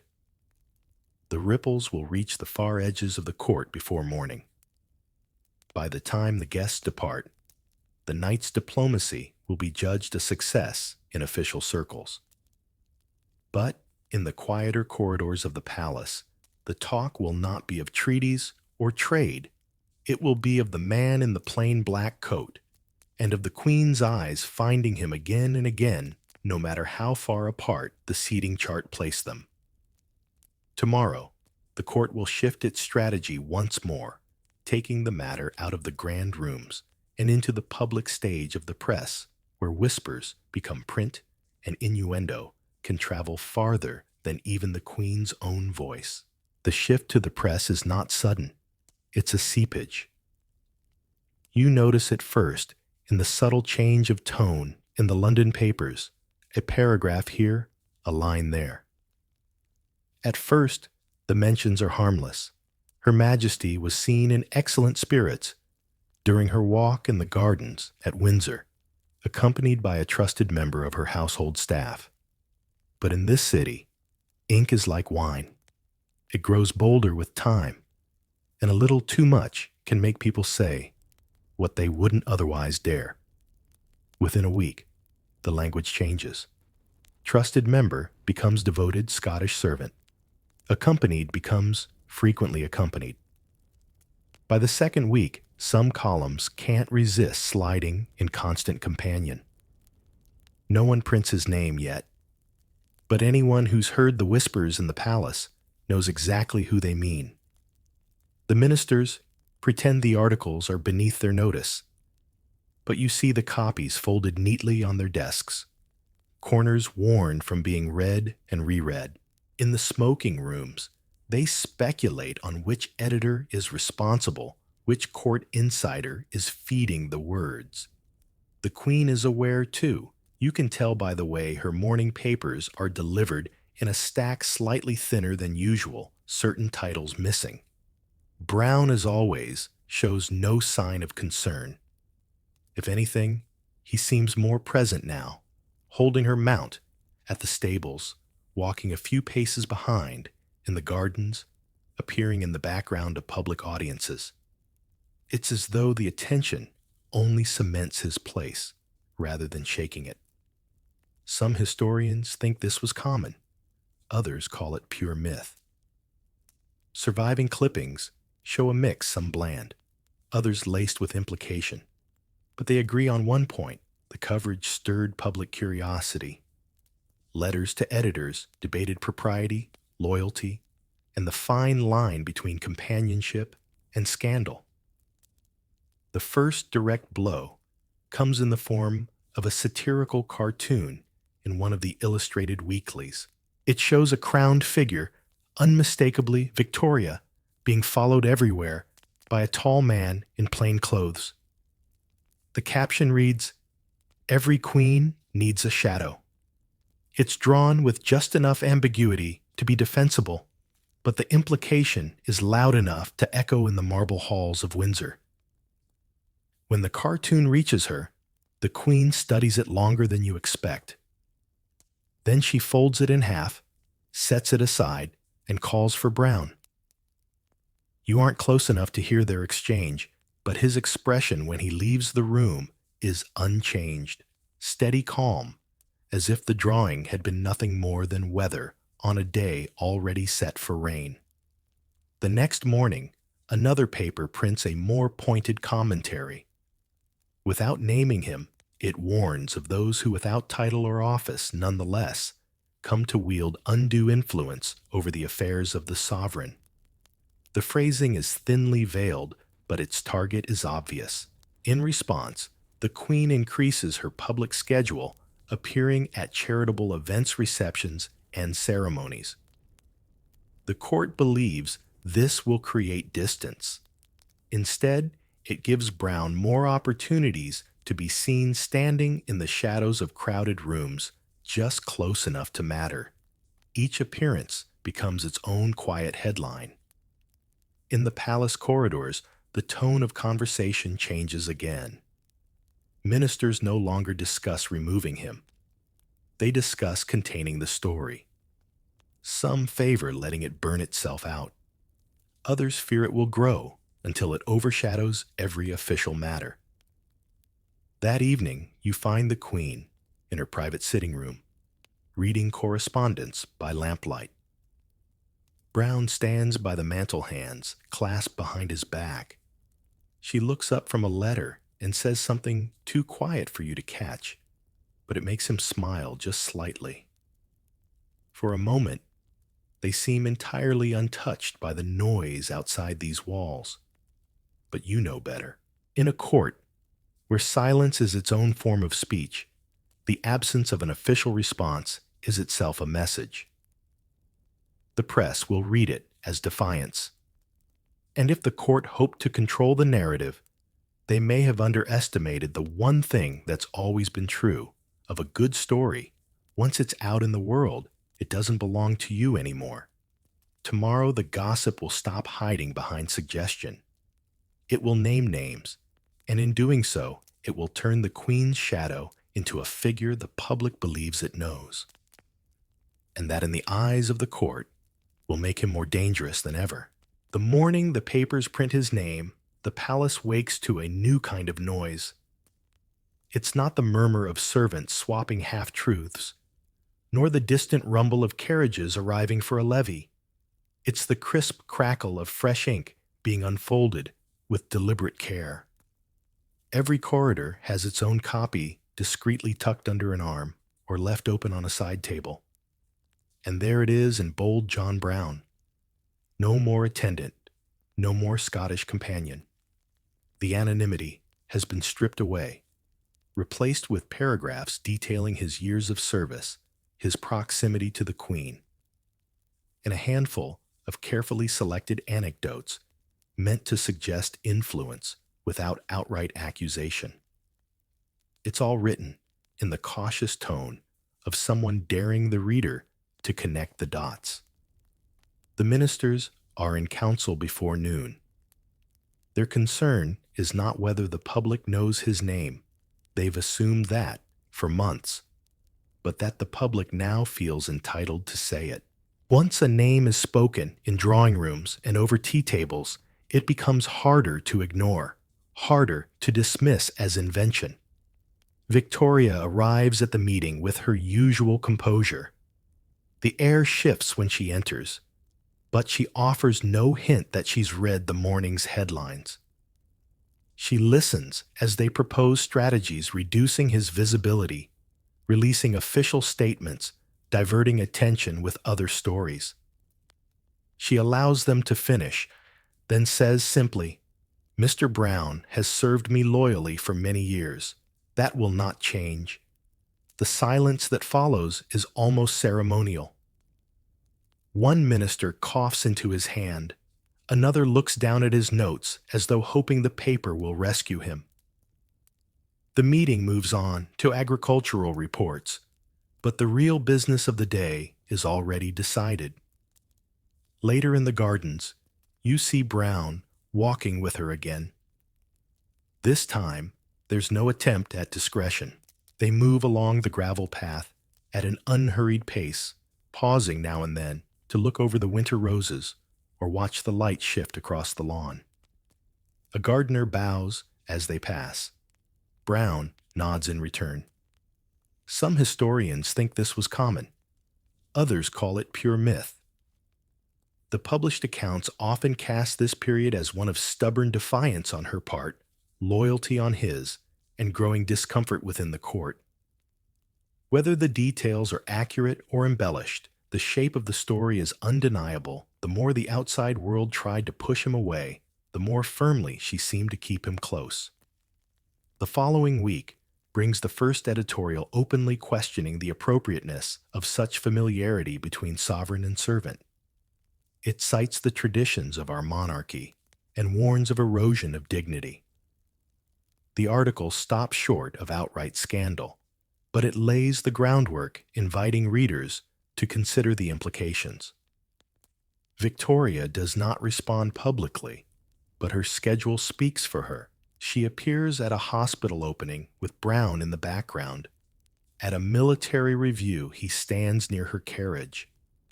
At a concert, he is seen leaving just behind her. Each time, the placement feels deliberate, as if she's reminding everyone, including the court, that she decides who stands near her. In the evenings, you catch glimpses of them in quieter settings, a walk in the corridor before supper, A brief exchange in the library, a moment at the foot of the stairs when she pauses to speak to him before retiring. None of it is remarkable in action, but in context, each moment is a sentence in a larger statement. By now, the ministers have stopped pretending the issue will resolve itself. They begin speaking not in ifs, but whens. When the press becomes bolder, when public opinion shifts, when the story becomes impossible to manage. And yet, for all their planning, they haven't found a way to remove the one element they can't control: the Queen's will. As the year turns colder, the garden paths grow icy, the palace windows collect frost, and the light in the afternoons fades faster. Still, Brown is there. Still, she chooses him. And still, the story grows. Tomorrow, the battle will leave the pages of the press and re-enter the palace itself, where the court will make one final calculated attempt to separate them, not through orders or threats, but through the oldest tool of all isolation dressed as duty. The attempt begins with a summons disguised as honor. One winter morning, the Queen receives word that a distant royal estate requires her personal attention: an inspection of renovations, a review of staff appointments, a symbolic show of presents for the local gentry. On paper, it's a duty she cannot refuse. In practice, it's a move designed to take her far from Windsor and far from John Brown. The journey is scheduled for a week. Arrangements are made swiftly with a carriage train security and an entourage carefully curated to exclude certain names. Brown's is one of them. The explanation offered is logistical. The local staff will provide all necessary assistance. The phrasing is bland, polite, and impossible to mistake for anything but deliberate. When the list of attendants is read aloud in the Queen's study, you notice her pause. She doesn't object, not then. She simply closes the folder, thanks the secretary, and dismisses the room. But when the door shuts, she sits very still, the kind of stillness that feels like it's holding back a current. Brown hears soon enough. You see them together in the corridor later that day, speaking in low tones. His expression doesn't change steady as always, but you catch the small nod he gives at the end, as if accepting something he already expected. The departure morning arrives under a cold, pale sky. The palace courtyard bustles with the business of travel trunks, loaded horses, harnessed servants moving briskly between the carriages. The Queen steps out in a dark wool cloak, her veil pinned against the wind. She walks toward the lead carriage without looking to the side until she does. Brown stands at the edge of the courtyard, hands clasped behind his back, the faintest ghost of a smile on his face. Some historians think this was common. Others call it pure myth.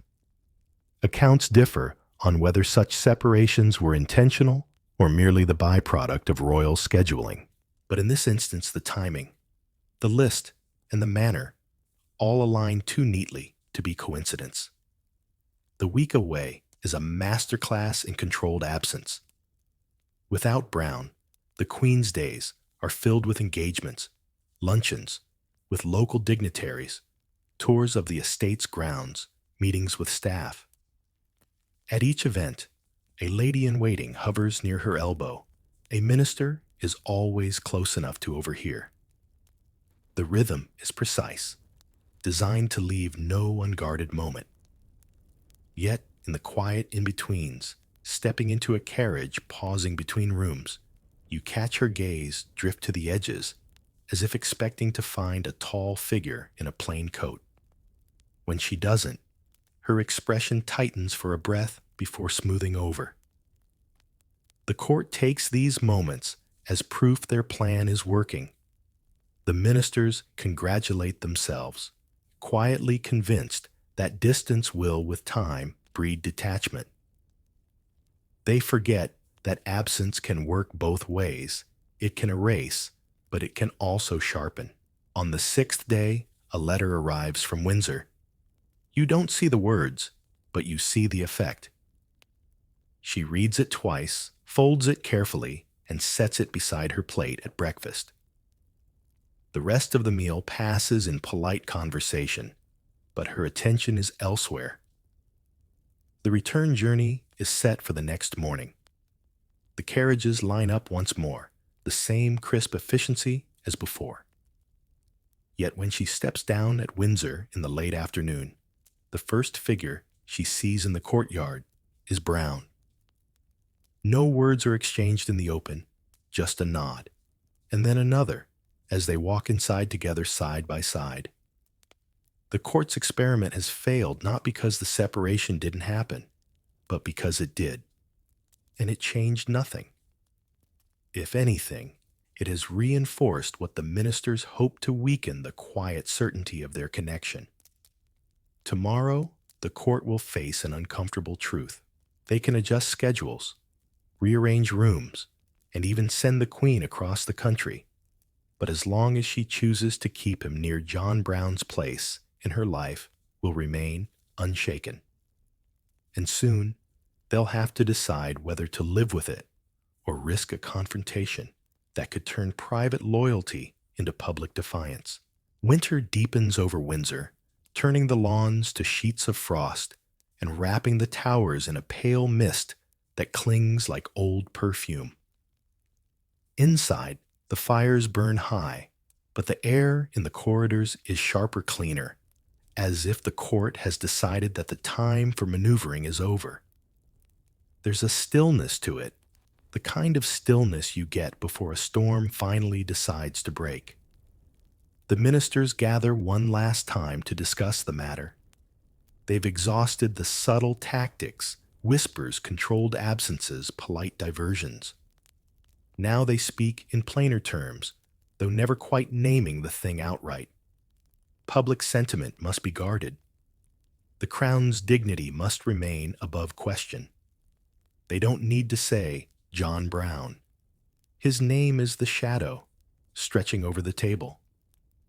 Their conclusion is to approach her directly, not with threats, not with ultimatums, but with a carefully worded appeal to her sense of legacy.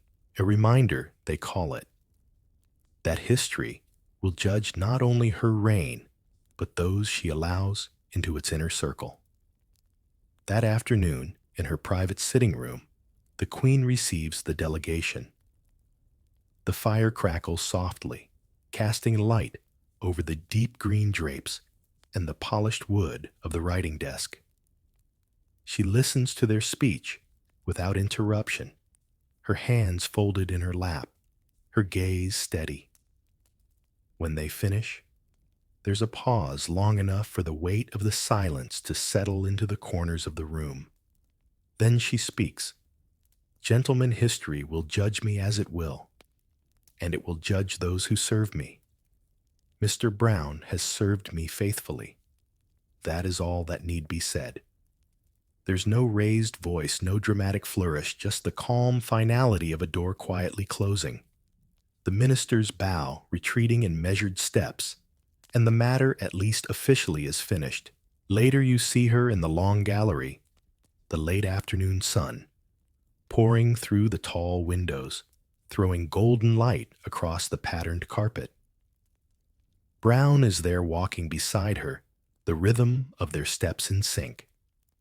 They speak in low tones, and though you can't hear the words, you can see the ease in their movements, the absence of guardedness that marks most palace conversations. Some historians think this was common. Others call it pure myth. The records are as ever divided, some painting Brown as a loyal servant whose closeness was exaggerated by a hungry press, others as a confidant whose influence was far greater than the court ever admitted. The truth, as always, lies somewhere in the spaces between what is written and what is left unsaid. As evening falls, the palace settles into its winter quiet. From the courtyard, You see the glow of lamplight in the Queen's private rooms. Brown leaves briefly, then returns carrying a small tray. A servant might have done it, but he does, and no one stops him. You realize then that this more than the receptions, the rides, the public appearances, is what the court could never control. The unremarkable daily acts that over time weave a thread between two people too strong to be cut by rumor or protocol. The frost outside glitters in the lamplight. The windows mist over from the warmth within. And somewhere inside, in a room the court cannot enter, the Queen sits with her most trusted companion, the one presence who has outlasted every tactic, every plan, every whispered warning. The story will go on in gossip and in history books, shifting shape with every retelling. But here tonight, it is simple. The Queen is not alone, and for now, that is enough. We step into a drawing room, bathed in lamplight, where the lace curtains billow with a faint evening breeze, and a dozen pairs of eyes never quite meet yours. You're here in the heart of Victorian society, a place where the rules for women are as delicate as they are deadly. If you thought navigating family drama at Thanksgiving was tricky, you probably won't survive this.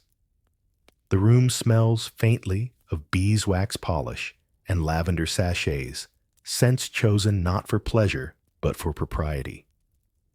Somewhere in the corner, a clock ticks too loudly, as though reminding everyone to keep their words short and their glances shorter. You stand on a patterned carpet so intricate it could double as a maze, and frankly, you'd need one to escape the social traps laid out tonight. The air itself feels upholstered, heavy with expectation, and a little stale, like bread left out just one day too long. In Victorian England, the concept of etiquette for women was sold as a golden thread, elegance, dignity, grace. But that same thread wound itself around ankles and wrists until movement was little more than performance. You couldn't simply be in a room. You had to be arranged in it like furniture chosen for a tasteful but suffocating display. It's the kind of careful positioning that today would feel like posing for an Instagram photo you didn't agree to every single hour of the day. Conversations here are a chessboard.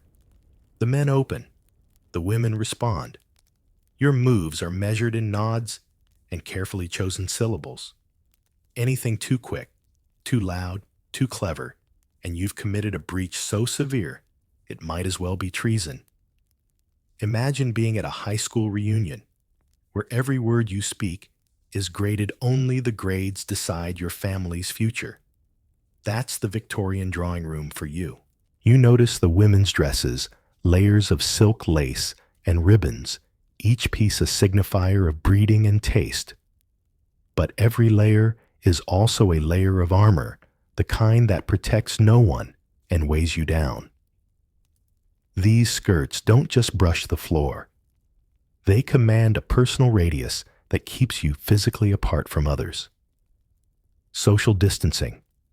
Victorian style, not for health, but for hierarchy. Somewhere by the fireplace, a hostess is orchestrating introductions with the precision of a conductor. Miss Howard, may I present Mr. Ellison? The script is always the same. The bow, the curtsy, the exchange of polite fictions. You might think this was harmless tradition, but here every gesture is an audition for your future role as wife-mother and quiet supporter of someone else's ambitions. It's like a job interview where you're not allowed to talk about your skills, only how agreeable you look holding a teacup. The walls are lined with portraits of unsmiling ancestors, their eyes following the living as if to ensure no one dares laugh too loudly. Joy in this space is rationed. Too much, and it's vulgar. Too little, and you're dull. In modern terms, it's like balancing your social media posts. So your family thinks you're doing fine, but no one suspects you're actually enjoying yourself. The unspoken rule of the evening is that women must be pleasant, but never passionate, informed, but never opinionated. It's a tightrope act over a chasm lined with gossip. A single misstep, a remark too pointed a laugh, too hearty, and you could find yourself whispered about for months. And here's the thing, those whispers are as much a weapon as the dueling pistols men still sometimes used. Only in this duel, you're not even allowed to return fire. If you lean back in your chair and listen, you'll hear them soft murmurs behind the lace fans, coded glances across the room. They speak a language that's not taught, but learned through bruising experience, a vocabulary of survival in silk and bone corsets. It's the verbal equivalent of passing notes in class while the teacher prowls nearby, except the stakes are your reputation, your marriage prospects, and your family's social standing. And here lies the trap. The more flawlessly you play the part, the more tightly you're bound to it. Excellence in etiquette doesn't free you. It cements your place in a system designed to keep you still. It's like winning Employee of the Month in a company where the prize is just more work. Some historians think this was common. Others call it pure myth. The truth is probably somewhere between the embroidered hem and the iron rule. You might think you could simply opt out, be yourself, ignore the rules. But Victorian society had no place for that kind of rebellion in polite company. Break the code, and you'd be exiled from the only stage where women were even allowed to be seen. So you played along, smiled when required, and hoped that one day someone would notice you were more than the role you'd been cast in. And so, as the last notes of the piano drift into the night, you realize this evening is not about connection or joy. It's about performance. A performance where the curtain never falls and the audience is always judging. Under those watchful eyes and between those whispered remarks, something begins to stir, a quiet awareness that maybe, just maybe, some women weren't content to curtsy forever. You step into the center of the room, not because you want to, but because the choreography of Victorian society pulls you there like a tide. Every gathering is a dance, whether there's music or not, and every woman is expected to know the steps. You might imagine this as a waltz, graceful and free-flowing. But the truth is, it's more like a game of Twister, where the mat keeps shrinking. The rules start before you even move. Your chin must be lifted, but not so high that you appear proud. Your smile should be warm, but not so broad that anyone suspects genuine enjoyment. That's the first irony. The safest way to exist in this dance is to erase any sign that you're enjoying yourself. It's like being at Disney World and pretending you're just there for the air conditioning. Around you, couples weave in and out of polite conversation, their movements synchronized not by music, but by etiquette. Men initiate, women respond, and the pattern repeats. No improvisation is allowed. Each social step has been rehearsed for years. If you've ever sat through a corporate meeting where everyone uses the same buzzwords in the same order, you've already danced this dance minus the corsets. The soundscape is deceptively gentle. Porcelain cups meet saucers with tiny clicks. Chairs scrape softly against polished wood, and low voices create a constant hum. Underneath, though, is a pulse of calculation. Who is speaking to whom? How long? With what tone? A conversation that lasts 2 minutes too long could spark a month of speculation. It's like high school gossip, only the stakes are land money and the futures of entire families. Your feet glide across the floor, but every step feels measured in inches, not miles. The heavy skirt sways with your movement, pulling you slightly off balance. That skirt isn't just fabric, it's a reminder that speed, agility, and freedom aren't part of the choreography. If modern sports had Victorian rules, basketball would be played in slow motion with players apologizing every time they touch the ball. The hostess moves through the crowd like a conductor orchestrating connections. She decides who speaks to whom, how long they linger, and when they part. You might think of her as a benevolent guide, but really, she's the referee in a game where you don't know all the rules. Break one, and you'll find out quickly enough, usually in the form of a frosty smile that could freeze a summer afternoon in Texas. Every gesture here has meaning. A nod means interest. A glance away means disinterest. And a glance too long means trouble. You need the precision of a professional poker player minus the sunglasses to hide your tells. And just like poker, some people bluff their way to the top, while others lose everything in a single misread moment.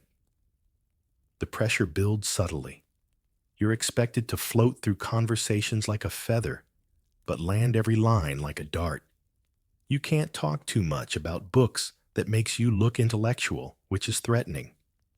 You can't talk too much about fashion that makes you look shallow.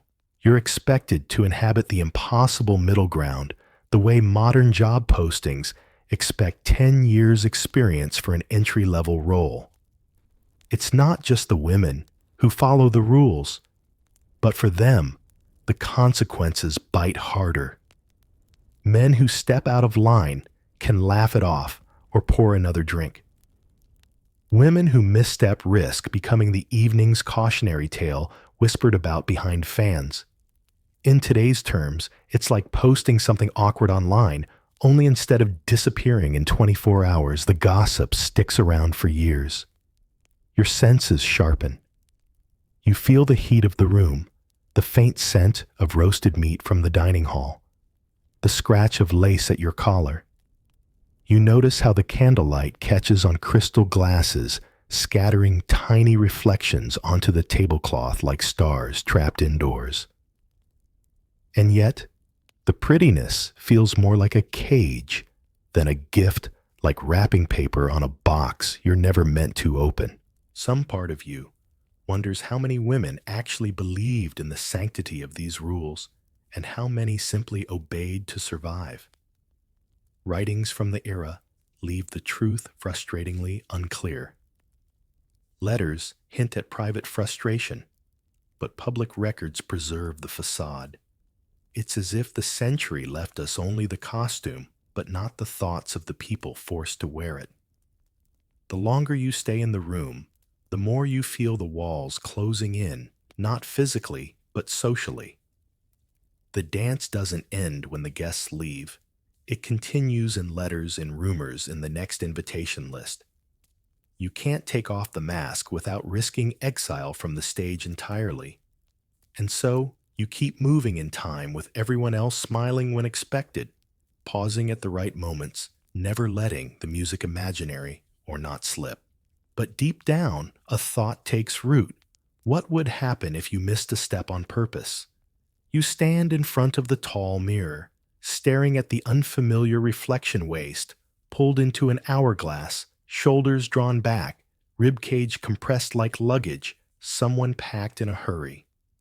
The corset, they say, is the backbone of elegance. In reality, it's the spinal cord's worst nightmare.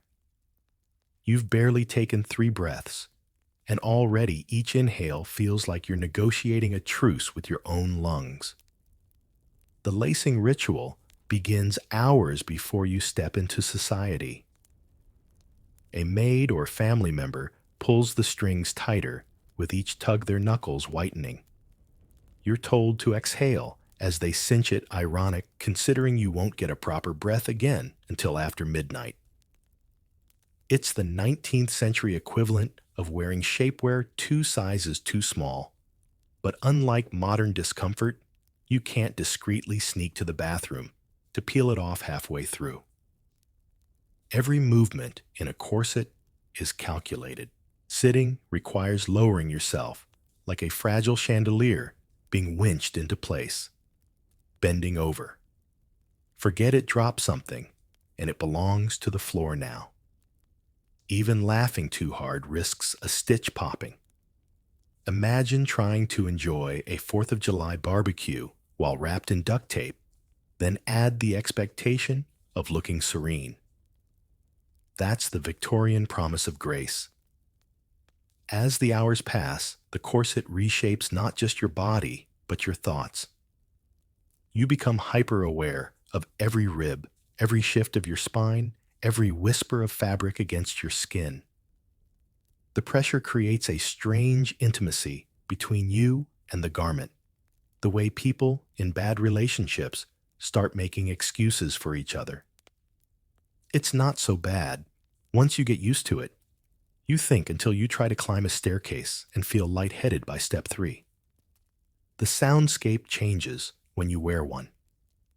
Footsteps grow quieter, your own breathing, shallow voices around you seeming louder than they are. You start noticing things like the faint creak of whalebone stays or the rustle of layered skirts moving against the frame. In the same way, modern people can't stop hearing the hum of an old refrigerator. Once they notice it, you can't unhear the corset. The logic behind it is wrapped in the language of refinement. A smaller waist signals disciplined beauty, and most importantly, control.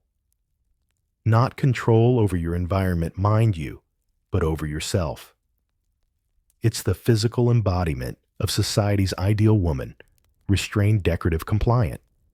If gyms today handed out trophies for most restrained breathing, Victorian women would be undefeated. Some defenders of the corset claimed it improved posture and supported the back. That's technically true, the same way a brick wall supports you. If you lean against it all day, it works, but it's not comfortable, and you can't really go anywhere. This support came at the cost of compressed organs, weakened muscles, and the occasional fainting spell. Fainting couches weren't just for drama. They were strategic furniture, ready for women who'd lost a duel with their own wardrobes. You wonder how anyone tolerated this for decades, but the answer lies in slow adaptation. Girls began wearing training corsets in their teens, making the shift to full restriction feel less shocking. It's like starting your first job on minimum wage. You don't question the unfairness right away because you've never known anything else. By the time doubt creeps in, you're already too invested to quit. Not everyone agreed with the practice even then. Some reformers argued for looser clothing, advocating rational dress that allowed women to breathe and move, but critics dismissed them as radicals. Claiming freedom in clothing would lead to freedom in thought. And we can't have that. Can we? It's a bit like today's arguments over dress codes in schools. The debate isn't really about clothes, but about control. What's striking is how corsets made beauty a group project.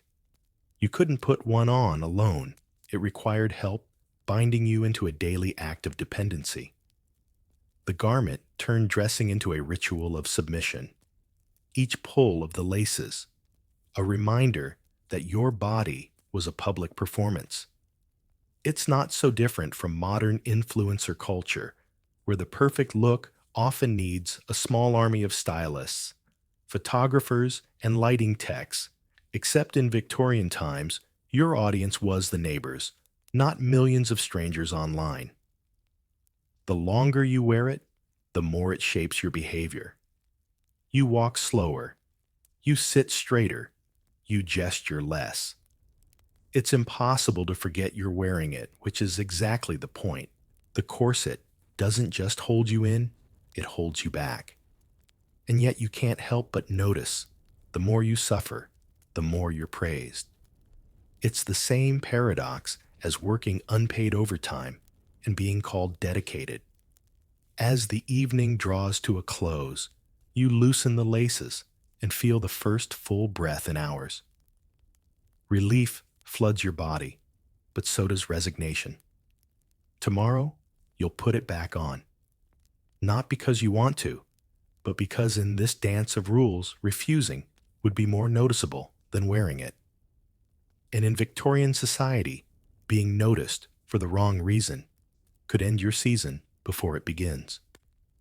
You step away from the mirror ribs, sore skin, tender mind, restless.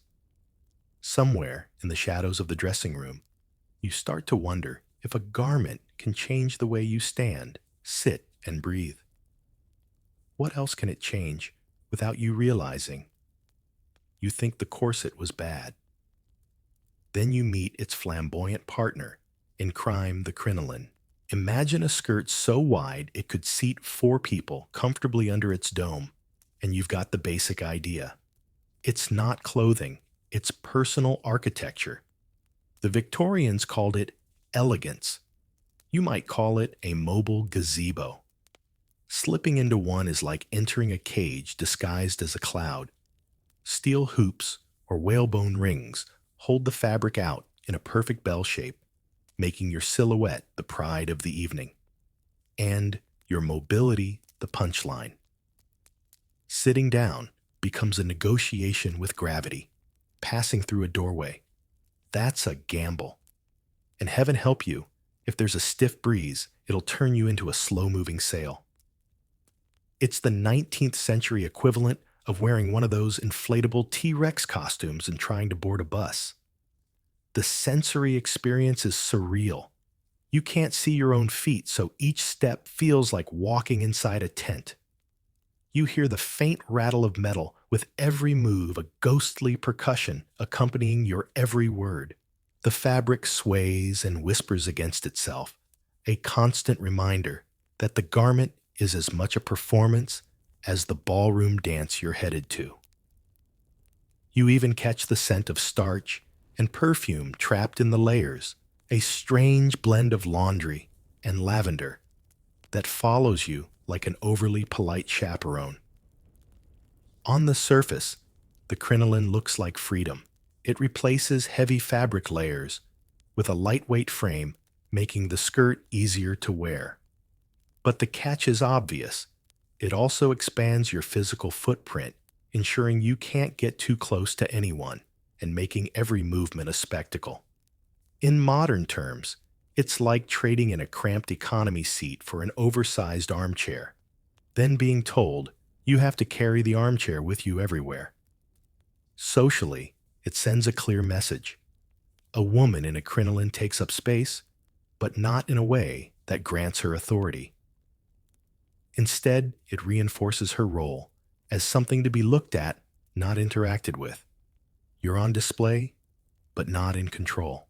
The hoops keep suitors at a polite distance, useful for propriety, less useful for whispered conversations or slipping away unnoticed. Its fashion is both armor and prison. The hazards are legendary. Skirts this wide are prone to catching fire from candles, or fireplaces a risk so well known that newspapers reported deaths caused by crinoline conflagrations. The image is tragic, but it says everything about the priorities of the time. Women were expected to risk immolation for the sake of fashion. If today's red carpet gowns came with a 1 in 1,000 chance of bursting into flames, you'd hope the trend would die. In Victorian England, it lasted decades. Navigation is an art form. At dinner parties, you must approach the table, carefully lowering yourself onto a chair while the skirt billows like a parachute. Standing back up without knocking over a neighbor's drink requires precision. It's like parallel parking in a space that's just an inch too small, except you're doing it with your body in front of people judging your every move. The crinoline also invites mockery even in its own time. Cartoonists loved drawing women stuck in doorways or toppling over in the wind. Yet the mockery was aimed at women for wearing them, not at the society that demanded the look. That's the real trap you're laughed at if you obey and shunned if you don't. It's the same double bind as being told to dress for success today, then being criticized for trying too hard. Some women tried to push back. There were experiments with smaller hoops or softer frames, but any deviation from the fashionable silhouette risked being seen as provincial or worse, rebellious. And in a world where marriage prospects often hinged on first impressions, rebellion was a dangerous game. Writings from the era leave the truth frustratingly unclear about how many women wore crinolines willingly and how many wore them under protest. The most exhausting part isn't the weight or the danger, it's the constant awareness. Every time you move, you're calculating angles. Will you fit through that archway? Can you pivot without sweeping someone's glass to the floor? This mental load is invisible to onlookers, but it's relentless. If modern women had to carry this same calculation every time they wore a maxi dress, brunch would become an Olympic sport. By the end of the evening, you're grateful to shed the frame. The silence, when it's gone, is startling. You hadn't realized how much the faint rustle and creak had filled your senses. You feel lighter, smaller, more yourself. But you also know that tomorrow night the hoops will come out again, because without them, you'd be stepping outside the script. And in Victorian society, no one forgives a woman who forgets her lines.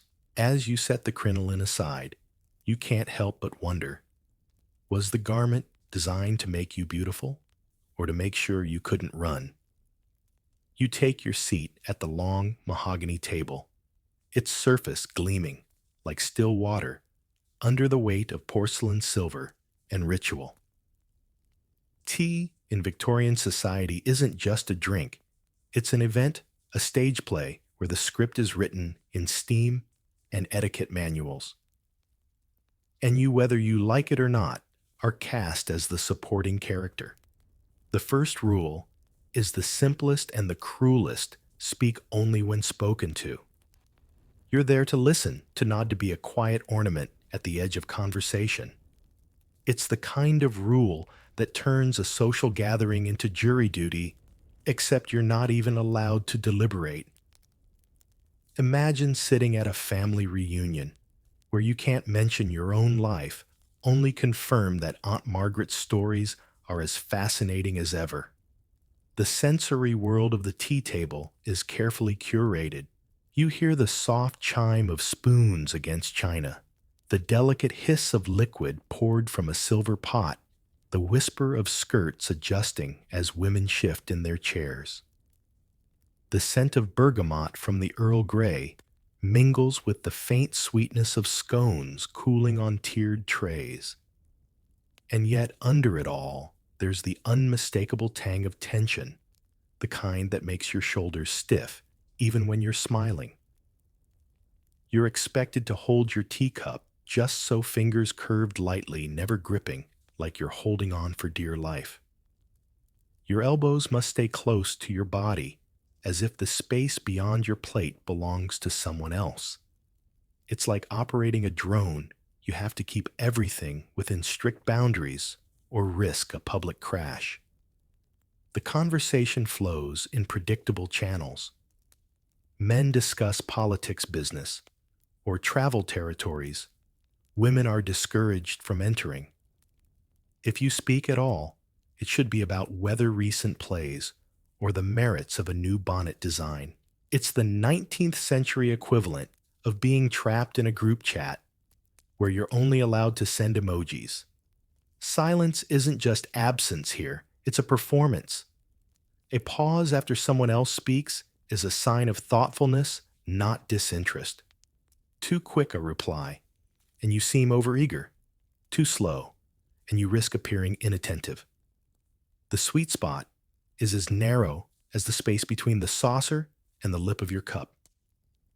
If dating apps today required this level of timing, no one would ever get a match. The tea table has its own subtle weapons. A hostess might forget to offer you sugar, a signal that you've displeased her. A rival could interrupt you mid-sentence to compliment someone else's hat, effectively erasing you from the conversation. These are not accidents, they're choreography. In modern terms, it's like being muted on a conference call while someone else takes credit for your slide. You notice the hierarchy in every movement.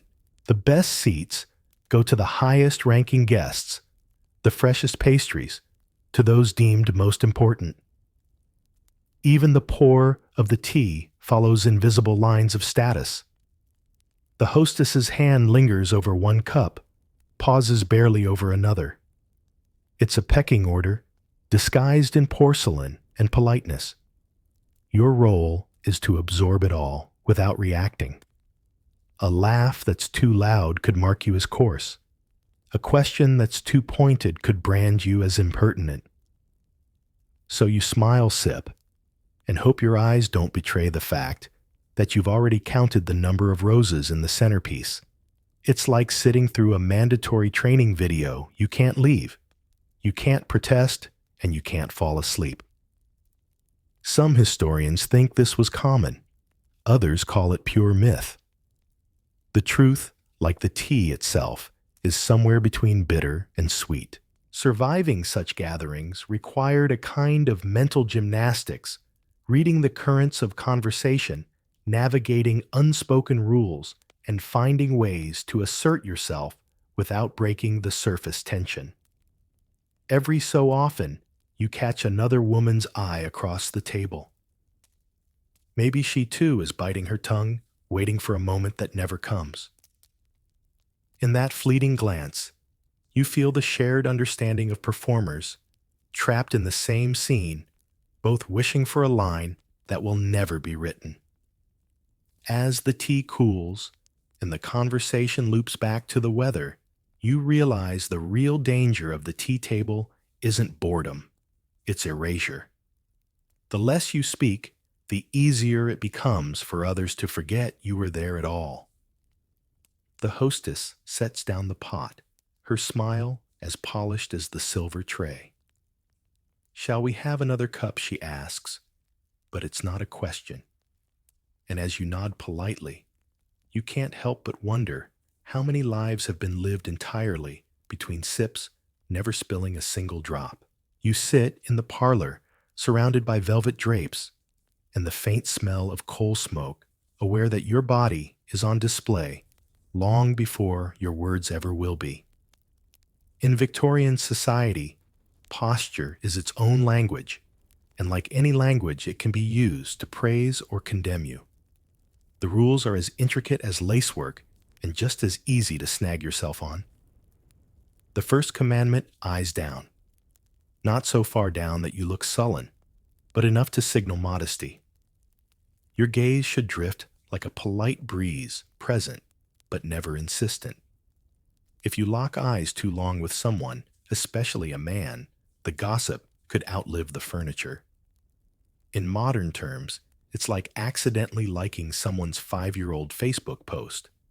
There's no undoing the implication. Hands folded neatly in your lap is the second law, and it's non-negotiable. Fidgeting is forbidden. Crossing arms is defiance, and drumming your fingers is practically an act of sedition. The ideal is stillness, a stillness that says I am composed, agreeable, and entirely without inconvenient desires. It's a pose so practiced that some women could maintain it through entire evenings without so much as a twitch. Imagine sitting through a 4-hour flight in the middle seat with no armrest, and you're not far off. You become hyper-aware of every muscle. Shoulders relaxed, back straight, chin aligned just so. The corset helps with some of it, but also turns your spine into a flagpole. Each breath is shallow, measured, polite. The rustle of your skirts fills the silence when you shift slightly, and even that feels like a small rebellion. The room itself conspires to enforce the pose. Chairs are upright, with stiff backs and minimal cushioning. Sofas are decorative rather than comfortable, designed to keep guests perched rather than sprawled. It's as if the furniture has been recruited to keep you in line the way modern office chairs seem, built to remind you that you're replaceable. Around you, the men move freely, leaning back in their chairs, crossing one leg over the other, even putting hands in pockets. For them, posture is a choice. For you, it's a measure of your worth. One slouch, and you risk the label of common a word that can cut deeper than any insult. It's like wearing sneakers to a black tie gala. You might be comfortable, but no one will let you forget it. The stillness has another effect. It makes you an observer. You see the way conversations flow, who leans in to speak, who turns away. You notice the glances traded across the room, the subtle signals passed with a tilt of the head or a slight shift in a chair.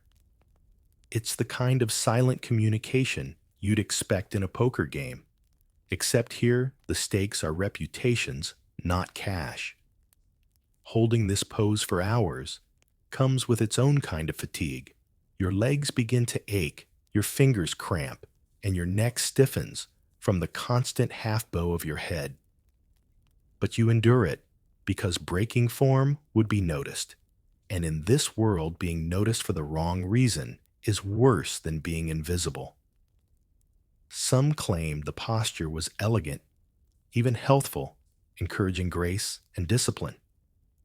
Others saw it for what it was, a training ground for compliance. Once you learn to hold yourself this way, in a chair, it becomes easier to hold your tongue in conversation, your opinions in check, and your ambitions quietly folded away alongside your hands. If gyms offered a Victorian etiquette workout, it would be less about muscle tone and more about conditioning your will to stay still. There's a strange paradox in the practice. The more perfectly you hold the pose, the less anyone notices you, because you're blending seamlessly into the background of decorum. Yet if you falter, you stand out instantly, and not in a flattering way. It's like being an extra in a film. Your job is to be invisible, but if you trip over a prop suddenly, the entire scene is about you. Sometimes, though, you catch the tiniest acts of resistance. A woman adjusts her gloves more often than necessary just to move her hands. Another lets her gaze linger a beat too long on someone across the room. These are minor breaches, but in the right context, they're small sparks in a room that pretends it has no fire. Writings from the era leave the truth frustratingly unclear as to whether such acts were intentional rebellion or simply human restlessness. But perhaps that's the beauty of them. As you hold your perfect, unshakable pose, you realize it's not just about posture. It's about signaling that you know the rules and that you'll obey them without question. And once your body has learned that lesson, your mind is easier to train. The clock in the corner ticks toward the hour, and you know the evening's conversation will soon turn to the next ritual. You keep your eyes down, your hands folded, and your smile poised. But deep inside, a question flickers. What would happen if you looked up, unfolded your hands, and refused to play along? You step into the ballroom, light glinting off polished floors and mirrored walls, the air thick with perfume, and the faint hum of a string quartet. Tonight, the social stakes are high, but you're not holding cards, you're holding a fan. And in Victorian society, this fan is more than a pretty accessory. It's a dictionary, a code book, and occasionally a weapon disguised in lace. They call it the language of the fan, a silent vocabulary of gestures meant to convey everything from "I'm interested" to "please go away" without ever speaking a word. The premise sounds romantic, even liberating, until you realize it's just another layer of etiquette designed to keep women's voices out of public hearing. It's the 19th century equivalent of having to flirt entirely through GIFs in a group chat where you're not allowed to type. You've been taught the basics. Fanning quickly means you're impatient. Fanning slowly means you're engaged. Dropping the fan is a subtle cry for help or an invitation depending on who picks it up. Holding it closed signals disinterest. Touching the tip to your chin supposedly means yes. It's a system so elaborate it could double as semaphore, but unlike ship-to-shore signals, the only thing you're navigating here is your reputation. The sensory experience of it is strange. The fan's ribs are smooth under your fingers, the fabric faintly scented with lavender from the drawer where it's kept. When you flick it open, there's a soft snap, almost like the sound of a match being struck. That sound alone can draw eyes from across the room. And here's the thing, you're always aware of those eyes. The fan becomes both shield and spotlight, hiding your mouth while making your every movement noticeable. The real problem is that, like any coded language, it's open to misinterpretation. A fan tilt that's meant to say, "I'm listening," might be read as "I'm available." A quick flick to cool yourself could be mistaken for flirtation. It's like sending a thumbs up emoji and later realizing it was interpreted as sarcasm. The margin for error is small, and the fallout can be enormous. And unlike in novels, there's no guarantee the man you're speaking to even knows the code. Sometimes, the language of the fan is less about communication and more about performance, showing everyone else that you know the rules, even if no one's actually decoding them. It's the Victorian version of quoting Shakespeare to seem cultured when no one in the room has read the play. Men, of course, aren't bound by the same intricate choreography. They can stride over, start a conversation, or end one without repercussion. For women, the fan is both a tool and a leash. You can hint, suggest, imply, but you can't simply say what you want. If modern dating worked this way, every relationship would start with weeks of sending each other riddles, hoping you're solving the same puzzle. Some historians think the language of the fan was genuinely practiced. Others believe it was largely a myth, popularized in etiquette books and romanticized in art. The truth is as slippery as the satin ribbon looped around your wrist. Maybe the code was real for some, imagined for others. What's certain is that women were expected to master it, or at least look like they had. The most exhausting part is the constant awareness. Every move you make is on display. The angle of your wrist, the timing of the flick, the rhythm of the wave. It's performance layered on performance, where the smallest slip could mean sending the wrong message. It's like trying to communicate during a job interview entirely through eyebrow raises. You're bound to mess something up. You begin to notice that the fan also serves another purpose. It keeps your hands busy, your body occupied, and your voice quiet. It's a prop that reinforces the silent, watchful role society has assigned you. Without it, you might be tempted to speak more, gesture more freely, or otherwise draw attention in ways not sanctioned by etiquette. In that sense, the fan isn't just a tool, it's a reminder of the limits. As the night wears on, your wrist aches from the repetition, and your mind tires from the double translation. What you want to say and what you're allowed to say through this coded pantomime. Across the room, another woman catches your eye. She tilts her fan just so, and you realize she's not sending a romantic signal at all. She's mocking the whole charade, her eyes glinting with shared humor. That fleeting exchange feels more genuine than any coded flirtation you've performed all evening, and it plants a thought you can't shake. Maybe the real language of the fan isn't the one written in books, but the quiet rebellion it can hide in plain sight. You step out into the crisp evening air, but you're not alone, not really. Walking beside you, slightly behind and always watching, is your chaperone. She's not a bodyguard, not exactly a friend, and certainly not there for your entertainment. Her role is simple: to make sure you never put a single toe outside the invisible fence of propriety. In Victorian society, a young unmarried woman without a chaperone in public is like a celebrity without sunglasses, too exposed, too vulnerable, and almost certainly courting scandal. The idea is that her presence protects your reputation. In practice, it's closer to having your browser history permanently monitored by your grandmother. The chaperone's vigilance is quiet but relentless.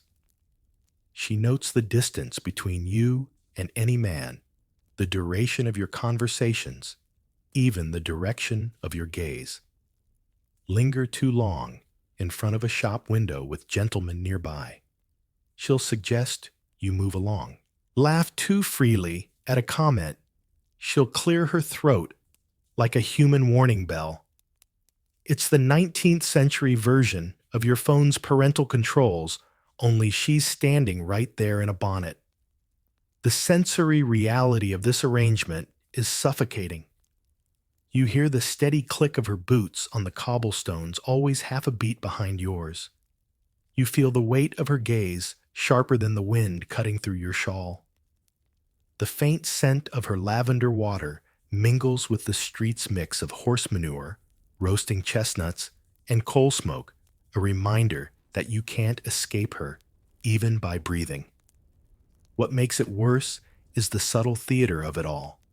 She's not supposed to interfere unless necessary, but necessary is a flexible word. A young man offers to carry your parcels. She steps forward. You pause to look at a book in a shop. She glides closer. If modern dating came with this level of supervision, every first date would include a friend sitting 2 tables away with a pair of binoculars. The chaperone isn't always a stern elder, though that's the stereotype. Sometimes she's an aunt, a married friend, or even an older sister. But the mission remains the same: to ensure you are never in a situation that could raise eyebrows. The irony is that her constant presence often raises more suspicion than it prevents. People wonder what scandal she's there to guard against, the way you'd wonder why a store suddenly installed 3 extra security cameras over one aisle. Her power is subtle, but significant. She can end a conversation with a glance, steer you towards safer companions, and quietly blacklist you from certain social circles. The unspoken truth is that she's not just observing, she's reporting. Later, over tea with your mother or your hostess, she'll recount the evening in careful detail. And unlike in a courtroom, you don't get to cross-examine the witness. Of course, there are women who try to outwit the system. Some enlist sympathetic chaperones who look the other way at harmless flirtations. Others use group settings to their advantage, knowing it's harder for one person to track multiple conversations. But such maneuvers are risky. If caught, the fallout can be brutal whispers in drawing rooms, invitations that never arrive, and the slow suffocation of your social prospects. It's like being shadow banned from society without ever being told why. Some historians think this was common. Others believe it was exaggerated in fiction to heighten drama. But whether every woman had a chaperone or not, the message was clear: you were never entirely free. Every outing was conditional, every step watched. And the longer you live under that gaze, the more you start policing yourself, avoiding situations that might trigger her intervention, shrinking your world to fit inside her line of sight. You begin to notice how her presence changes you. You laugh less, speak in shorter sentences, keep your eyes forward. You stop lingering by shop windows or pausing to listen to street musicians. Even joy becomes a calculation. Is it worth the report she might give later? It's the same mental shift that happens when someone at work says, "We're all family here." You suddenly realize you're expected to act as if every moment is being evaluated. By the time you return home, you're exhausted not from the walk itself, but from the constant awareness of being observed. You retreat to your room, closing the door softly, savoring the rare moment when no one is watching. Still, as you unpin your hat and loosen your hair, you can't help but wonder if a woman can't take a single step unchaperoned. How is she ever meant to learn where she truly wants to go? You take your seat at the long dining table, the surface crowded with candles, polished silver, and more glassware than you could possibly drink from in one evening. Dinner in Victorian society isn't just a meal. It's an obstacle course in etiquette. Every gesture, every bite, every glance is part of a performance where the goal is to appear effortless while following rules that are anything but. The first thing you notice is the cutlery. Rows of forks, knives, and spoons fan out like a metallic riddle. You're supposed to work your way from the outside in, but woe to the woman who forgets the order. Using the wrong fork for fish might not ruin your evening, but it could ruin your reputation in this crowd. It's the 19th century equivalent of sending a work email to the wrong John. You'll never live it down. Then there's the matter of eating itself. Small bites, chew quietly. Never open your mouth too wide. If the food is too hot, you must wait. Blowing on it is considered unladylike. It's like trying to eat soup while being filmed for a commercial you didn't know you were in. Every motion is scrutinized. And remember, you're expected to keep up with the pace of the hostess, neither rushing ahead nor lagging behind. The sensory experience is overwhelming. The clink of crystal, the low murmur of conversation, the buttery scent of roasted meats mingling with the sharper tang of wine. Your gloves have been discreetly removed and folded in your lap, the lace edge brushing against your gown. Candlelight dances across silver dishes, making even the peas glisten like jewels. And yet, with all this abundance, you can't help feeling a little like a museum visitor. You're here to admire, not indulge. Conversation is another minefield. You must be charming, but not dominating, attentive, but not overeager. Your comments should never be about the food itself that's gauche. Instead, you discuss the latest concert, a mutual acquaintance's engagement, or if you're feeling daring, the weather in Paris. It's the same kind of empty small talk people make at office holiday parties, except here, the wrong remark could cost you more than just an awkward silence. Drinking is a performance in itself. The wine glass should be held by the stem, never the bowl, and only brought to your lips when your dining partner has finished speaking. Water is sipped, not gulped, no matter how dry the roast beef might be. And don't even think about finishing your glass unless you want it refilled. An empty glass is an invitation, and refusing a refill requires a whole separate ritual of politeness. It's like trying to manage your drink at a wedding without triggering another toast. The most delicate maneuver of all is dealing with something unexpected, like a piece of gristle in the lamb or a fishbone in the sole. You can't spit it into your napkin. You must remove it discreetly with your fork without drawing attention. It's a bit like fixing a wardrobe malfunction in public. You have to solve the problem while pretending nothing is wrong. What makes the whole experience even more exhausting is the constant awareness of timing. You can't be the first to finish, and you certainly can't be the last. If you're too fast, you look greedy. Too slow, and you're holding everyone up. The safe strategy is to mirror the pace of the hostess, which means keeping one eye on your plate and the other on hers. It's the culinary equivalent of trying to merge onto a highway at the exact same speed as the car beside you. Some historians think these strict dinner rules were the height of refinement. Others see them as another way to keep women's focus on the trivial rather than the substantial. Either way, the result is the same. You leave the table not nourished, but drained. The food was secondary to the performance, and the performance was never really for you. By the time the final course, a delicate fruit tart appears, your jaw aches from polite smiles and careful chewing. You fold your napkin, neatly rise only when the hostess does, and follow the slow migration of guests to the drawing room. And as you leave the table, you can't help but wonder if something as simple as eating is turned into a test. What hope is there for the rest of life's hungers? You sit at a small escritoire in the corner of your room, the oil lamp casting a warm halo over cream-colored stationery. The nib of your pen hovers above the page, waiting for the first line. In Victorian society, a letter is more than a means of communication.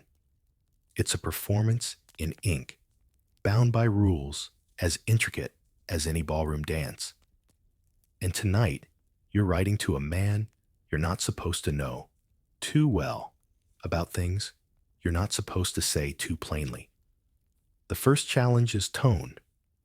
Your words must be warm enough to hold his interest, but cool enough to pass the scrutiny of anyone who might intercept the letter.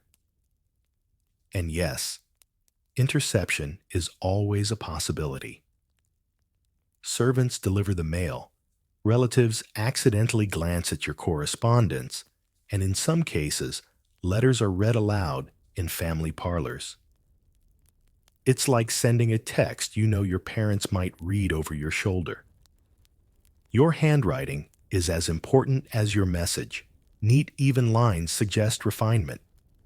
Any blot or uneven stroke can imply haste, carelessness, or heaven forbid, emotional agitation. The ink must flow smoothly, the pressure of the pen light, but steady. It's the analog equivalent of curating your Instagram feed. People aren't just reading the words, they're judging the aesthetic. The sensory details are rich and deceptive.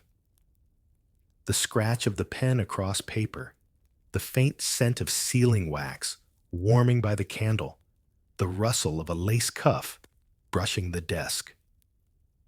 All of it is designed to create an image of serenity and composure, even if your mind is tangled with thoughts you can't express. It's like wrapping a complicated truth in the prettiest paper you can find, hoping no one shakes the package too hard. There are entire etiquette books devoted to letter writing. You're advised to avoid political topics, anything resembling gossip, and any sentiment too direct. Instead, you fill the page with descriptions of the weather, your recent reading, and vague references to mutual acquaintances. It's the 19th century equivalent of a dating profile that only lists hobbies like long walks and good conversation, technically true, but telling you nothing important. Romantic intent is handled with the subtlety of a stage magician's sleight of hand. You might comment on a shared memory, knowing it will stir a feeling without stating it outright. You might mention a place you hope to visit, trusting he'll hear the unspoken invitation. But you can't write "I miss you," not without risking a family council convened to discuss your rash behavior. It's the same frustration as trying to flirt in a work email. Everything has to be coded in plausible deniability. The process is slow by necessity. Letters take days or weeks to reach their destination, and just as long to receive a reply. This creates a strange rhythm of longing and patience.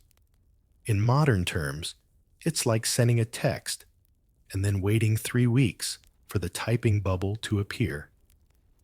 Every creak of the front gate, every sound of the postman's boots on the steps becomes a moment of heightened anticipation. When the reply finally arrives, it too will be layered in caution. His words will be polite, restrained, and maddeningly indirect. You'll read between the lines, then between the spaces between the lines, searching for meaning, like a scholar decoding an ancient script. Sometimes you'll find a flicker of intimacy hidden in a turn of phrase. Other times, the ink will feel as cold as the paper it's written on. Some historians think this rigid formality was the height of romance, that the very restrictions made each word more precious. Others argue it was just another way to keep women's emotions contained, filtered through layers of self-editing. The truth, as always, is probably both. A well-crafted letter could be thrilling, but it could also be exhausting, especially when you're never sure if you're writing to the man himself or to the version of him his family expects you to address. The strangest part is how the act of writing changes you. You start thinking in sentences designed for paper rather than speech. You begin editing your own thoughts before they're even fully formed, the way people today rehearse what they'll post before they post it. Over time, you become fluent in this cautious language until it's hard to remember what you'd say if you could write with complete honesty. Tonight, as you fold the letter and press the seal into the warm wax, you feel both accomplished and unsatisfied. You've done everything right. The tone, the penmanship, the safe but pleasant topics. And yet, there's so much you didn't say, so much you couldn't say. You hand the envelope to the maid in the morning, knowing it will pass through more hands than you'd like before it reaches his.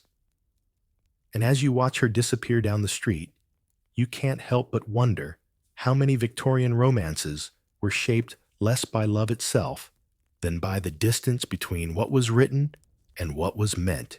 You step out onto the promenade, parasol in hand, your shoes clicking softly against the clean-swept path. This is no casual stroll. This is Victorian walking hour, a ritual designed to see and be seen. You're not here for fresh air or exercise. You're here because society demands your presence as part of its living decor. The first thing you notice is the pace. It's slow, deliberately so. You move as if gliding your stride measured your posture impeccable. No rushing, no wandering, no sudden stops. It's the opposite of power walking through an airport to catch a flight. This is about being noticed, not arriving anywhere. If modern fitness trackers had existed, Victorian women would have the lowest step counts in history. The sensory details are curated like a stage set. You smell the faint sweetness of flower beds lining the path, hear the rhythmic shuffle of parasols opening and closing, and catch the occasional rustle of silk skirts brushing against polished boots. Above it all, there's the low hum of polite conversation, a background noise that feels rehearsed like the canned laughter in a sitcom. Your route is predictable, and that's the point. Everyone walks the same circuit, passing the same benches, the same fountains, the same carefully arranged flower beds. The repetition ensures maximum visibility. Anyone who matters will see you, and you'll see them. It's the 19th century equivalent of posting the same curated coffee photo every Saturday on Instagram, so your followers know you're still part of the scene. Clothing is as important as the walk itself. The skirt must sway at just the right angle. The bonnet must frame your face without casting too much shadow, and the gloves must be spotless. A smudge on the fabric isn't just a laundry issue, it's a social one. In a world where appearances are currency, a dusty hem is like a bounced check. Of course, this isn't a solitary activity. You're expected to walk with an escort, perhaps another woman of similar social standing, perhaps a male relative. Walking alone, unless you're elderly or accompanied by a small dog, is a statement and not the kind you want to make. If modern city streets had the same rules, women would need a walking buddy just to go buy milk. The promenade is also a marketplace, only instead of goods, what's being traded is attention. Young men tip their hats, older ladies nod with measured approval, and everyone silently tallies who is present and who is absent. Miss a few weeks, and questions will start to circulate. It's like skipping 3 family gatherings in a row. People will assume something's wrong, and they'll invent a reason if they have to. Even the smallest movements are policed. You must hold your parasol at the correct angle to shield your complexion, but not your face. You must keep your gaze engaged, but never fixed smiling faintly at acquaintances without appearing too familiar. It's a balance so delicate it makes carrying a tray of champagne flutes look easy. The real purpose of the walk is matchmaking. Eligible women are displayed in the most flattering light, literally, as the timing of the promenade often coincides with the hour when the sun is soft enough to flatter complexions, but bright enough to catch the sparkle of a brooch. Men stroll the opposite direction, creating endless opportunities for fleeting glances and brief exchanges. It's essentially speed dating at 1 mile per hour. But the walk is also a test. It's an opportunity for everyone to judge how you carry yourself, how you handle unexpected interruptions, and how you respond to being noticed. Trip on a loose stone, and the mistake will be discussed over tea by people you've never met. Handle it gracefully, and you might earn a reputation for poise.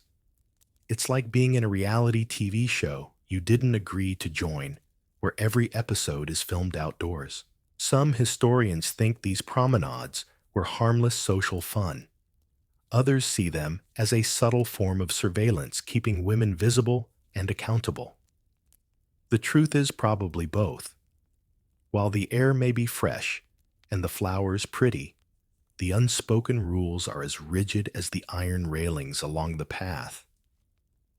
By the time you return home, your cheeks ache from the polite smile you've maintained for an hour, and your mind is buzzing from all the silent calculations: who saw you, who didn't, and what they might say about it. As you set down your parasol and remove your gloves, you can't help but wonder if every step you take is meant for someone else's eyes. Do you ever really walk for yourself? Evening falls, and with it the expectations tighten, as if the gaslight itself were turning the screw. You feel the house settle into its nightly costume curtains. Drawn lamps turned low, voices softened to a velvet murmur. Joy has a bedtime here, and it is markedly earlier than yours. After sunset, a woman's laugh is not a sound. It is a statement that must be justified. You gauge the room the way sailors read a sky alert to sudden weather, because laughter badly timed can become a storm. The rules float in the air like dust motes. They are never read aloud, yet everyone breathes them. You may smile at an anecdote, but not sparkle. You may find something amusing, but not contagious. Wit must be light as pastry and twice sifted. Anything louder risks the charge of vulgarity, that sticky word that clings longer than perfume and is harder to wash off.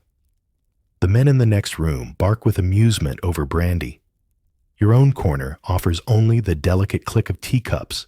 It's the social equivalent of living next to a sports bar while your building enforces quiet hours at 7 p.m. One set of rules for you, another for those having the fun. Sound itself becomes a texture you must handle carefully. The piano's soft notes brush the wallpaper. Slippers whisper on carpet. The coal in the grate gives a small, polite sigh. You sit with your hands laced and your breath measured, and you practice the art of the contained chuckle. Anything more than a hush feels like a spill. It's like trying to stifle a sneeze during a wedding vow. Everyone pretends not to notice the pressure, but they are absolutely listening for it. Stories are chosen for their mild temperature. No satire that might prickle. No farce that might tumble into giggles. A gentleman offers a safe little joke about the weather. The room rewards him with a light frost of smiles. You could tell a better one, but the calculation rises like a wall will a laugh flash too bright against these dim lamps. You swallow the urge and present a courteous curve of the mouth. That face is your customer service voice, translated into muscle, polite neutral, designed to smooth the edges of other people's evenings. Night magnifies scrutiny. By day, laughter can be dismissed as sunshine on water. By night, it's a lantern carried into a room that prefers its shadows. Widows in mourning sit nearby, their jet beads winking like small warnings. Even those not in mourning carry a seasonal restraint, the belief that evening is for reflection, not delight. If modern phones came with a Victorian mode, it would force do not disturb after dusk and replace all emoji with a single polite nod. You learn the work of almost laughs. A slight exhale that suggests amusement, not glee. A shimmer at the corners of the eyes that implies warmth, not heat. You perfect the half laugh the way dancers perfect a turn so precise that not a single hairpin slips. The effort makes your shoulders ache. Imagine standing in front of an open fridge at midnight, negotiating with yourself about a slice of cake you've already decided not to eat, desire dialed down, until it sounds like good sense. In this twilight, etiquette emotion itself is a contraband item. There's propriety in sorrow, discipline in serenity, but joy is suspicious. Joy is noise. Joy is movement. Joy is a door unlatched.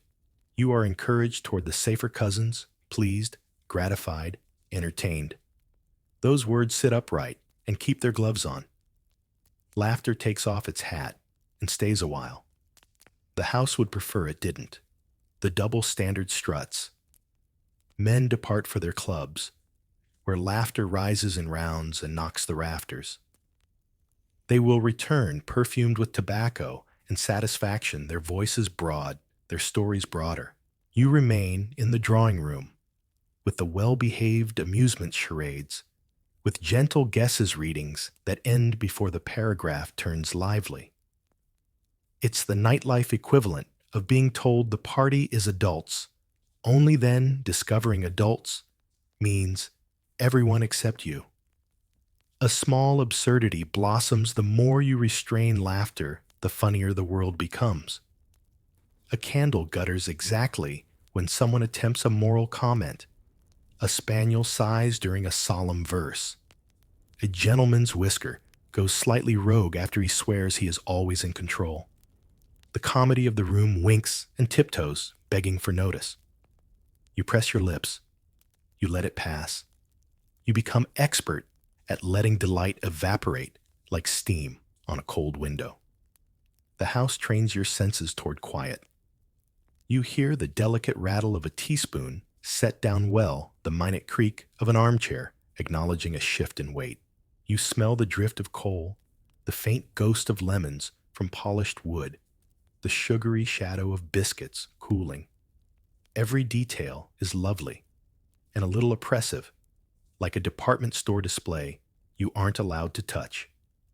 The loveliness exists to be observed, not enjoyed. It's museum glass over your own evening. Sometimes the constraint dresses itself as care. You'll sleep better if you don't get yourself worked up. An aunt says, kindly, as though laughter were an illness, with symptoms you must manage.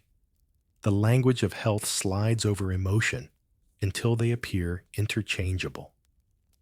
That thought lingers because tomorrow a cousin will take to her bed for nerves, and a doctor will call it womanly delicacy.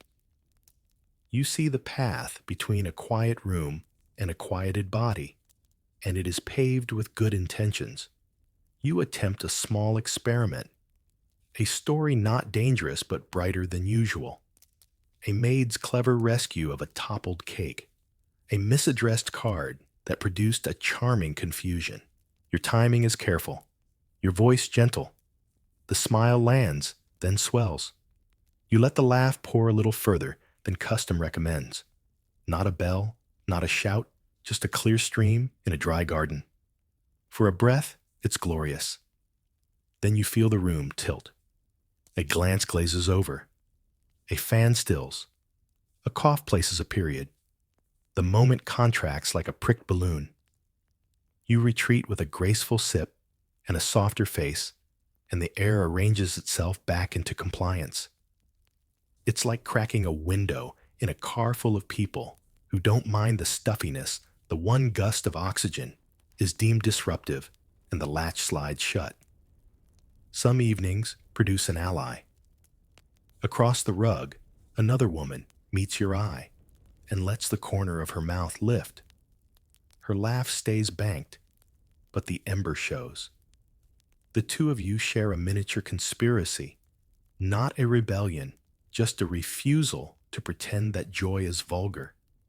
The recognition warms more than the grate. It is the smallest proof that the room is not absolute. You suspect the rule serves a larger design. Quiet women make quiet households. Quiet households make tidy reputations. Tidy reputations make convenient marriages. Loud delight threatens the tidy line, the predictable contract, the smooth exchange between families. Better then that a woman's joy be domestic, daytime diluted. After dark, the loudest sanctioned sound is virtue. When the hour chimes, relief comes disguised as formality. You rise, you think, you glide.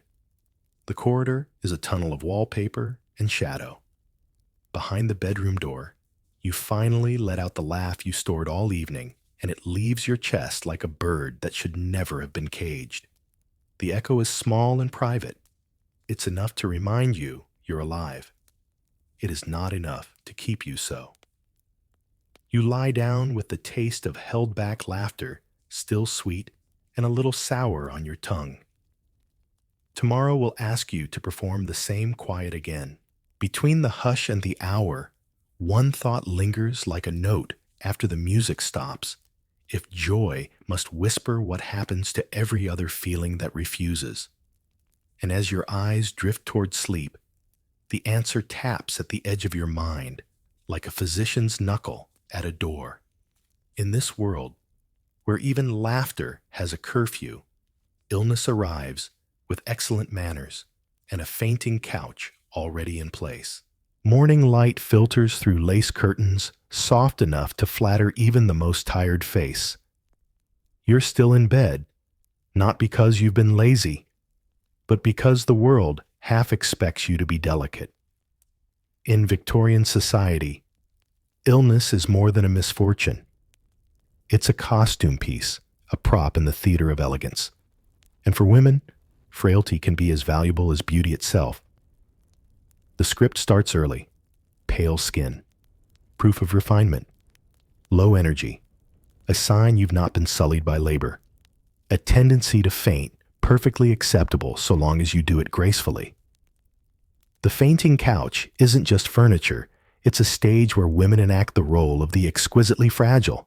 It's the 19th century equivalent of posting a moody selfie in bed, with the caption still recovering and expecting sympathy and likes.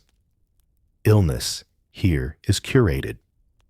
You're not encouraged to be bedridden with a fever that's messy and decidedly unromantic, but a genteel weakness that can be cultivated. Society rewards you for taking to your bed at the slightest strain, for sipping broth slowly while accepting visitors in hushed tones. In the same way, today's luxury brands sell effortless style. The Victorians sold effortless fragility. The sensory details of convalescence are as staged as any ball.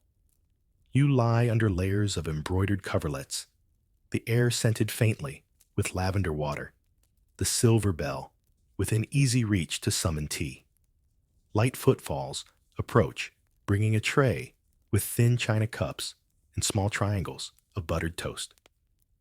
Every sound is softened, as if the world itself has been instructed not to startle you. There is a strange power in it. While men must be active to prove their worth, women may prove theirs by stillness. A robust laugh might draw frowns, but a languid smile from the fainting couch can win admiration. It's a paradox worthy of a political cartoon. The weaker you appear, the stronger your social standing. If gyms adopted the Victorian model, the premium membership would include a chaise lounge and a servant to feed you grapes. Of course, there are rules even to illness. You must never imply it's self-inflicted, though everyone knows the corset you wore last night could make a healthy woman dizzy. You mustn't show distress. Instead, you perform a serene resignation, as though fragility were a virtue bestowed by the heavens. Some women lean into it, perfecting the art of the sigh and the delicate hand to the temple. Others endure it with quiet resentment, aware that their recovery is just another part of the etiquette trap. Medicine offers its own theater. A physician may prescribe tonic seaside air or rest cures, all of which conveniently keep you within the narrow boundaries set for your life. In modern terms, it's like being told to unplug from stress by locking yourself in a room with only inspirational wall art for company. These cures are less about making you well and more about keeping you properly ornamental. There's also the gossip value. Your delicate health can explain any absence from an event cover for declining an unwanted suitor or illicit kindness from rivals. But it's a double-edged sword.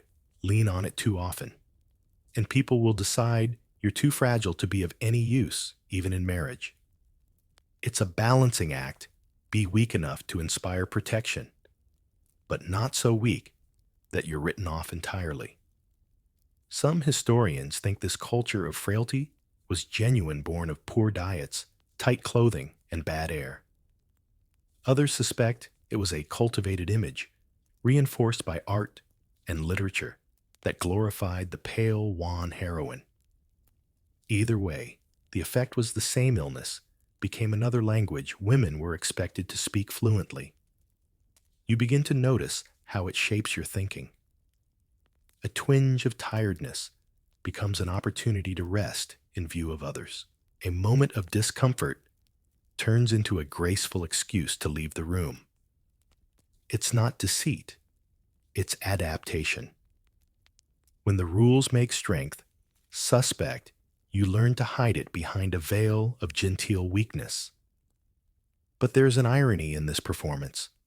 The more time you spend reclining in the name of elegance, the less stamina you actually have. Muscles soften, energy wanes, and soon the act becomes reality. It's like staying home from work just in case you're sick, only to wake up the next day genuinely ill. The role consumes the actor. This morning, as you lie on the fainting couch with a book you're not really reading, you catch your reflection in the mirror. Your face is composed, your posture perfect, your hands relaxed, just so. You could almost believe you were painted there. And maybe that's the point. Stillness captured, framed, preserved for approval.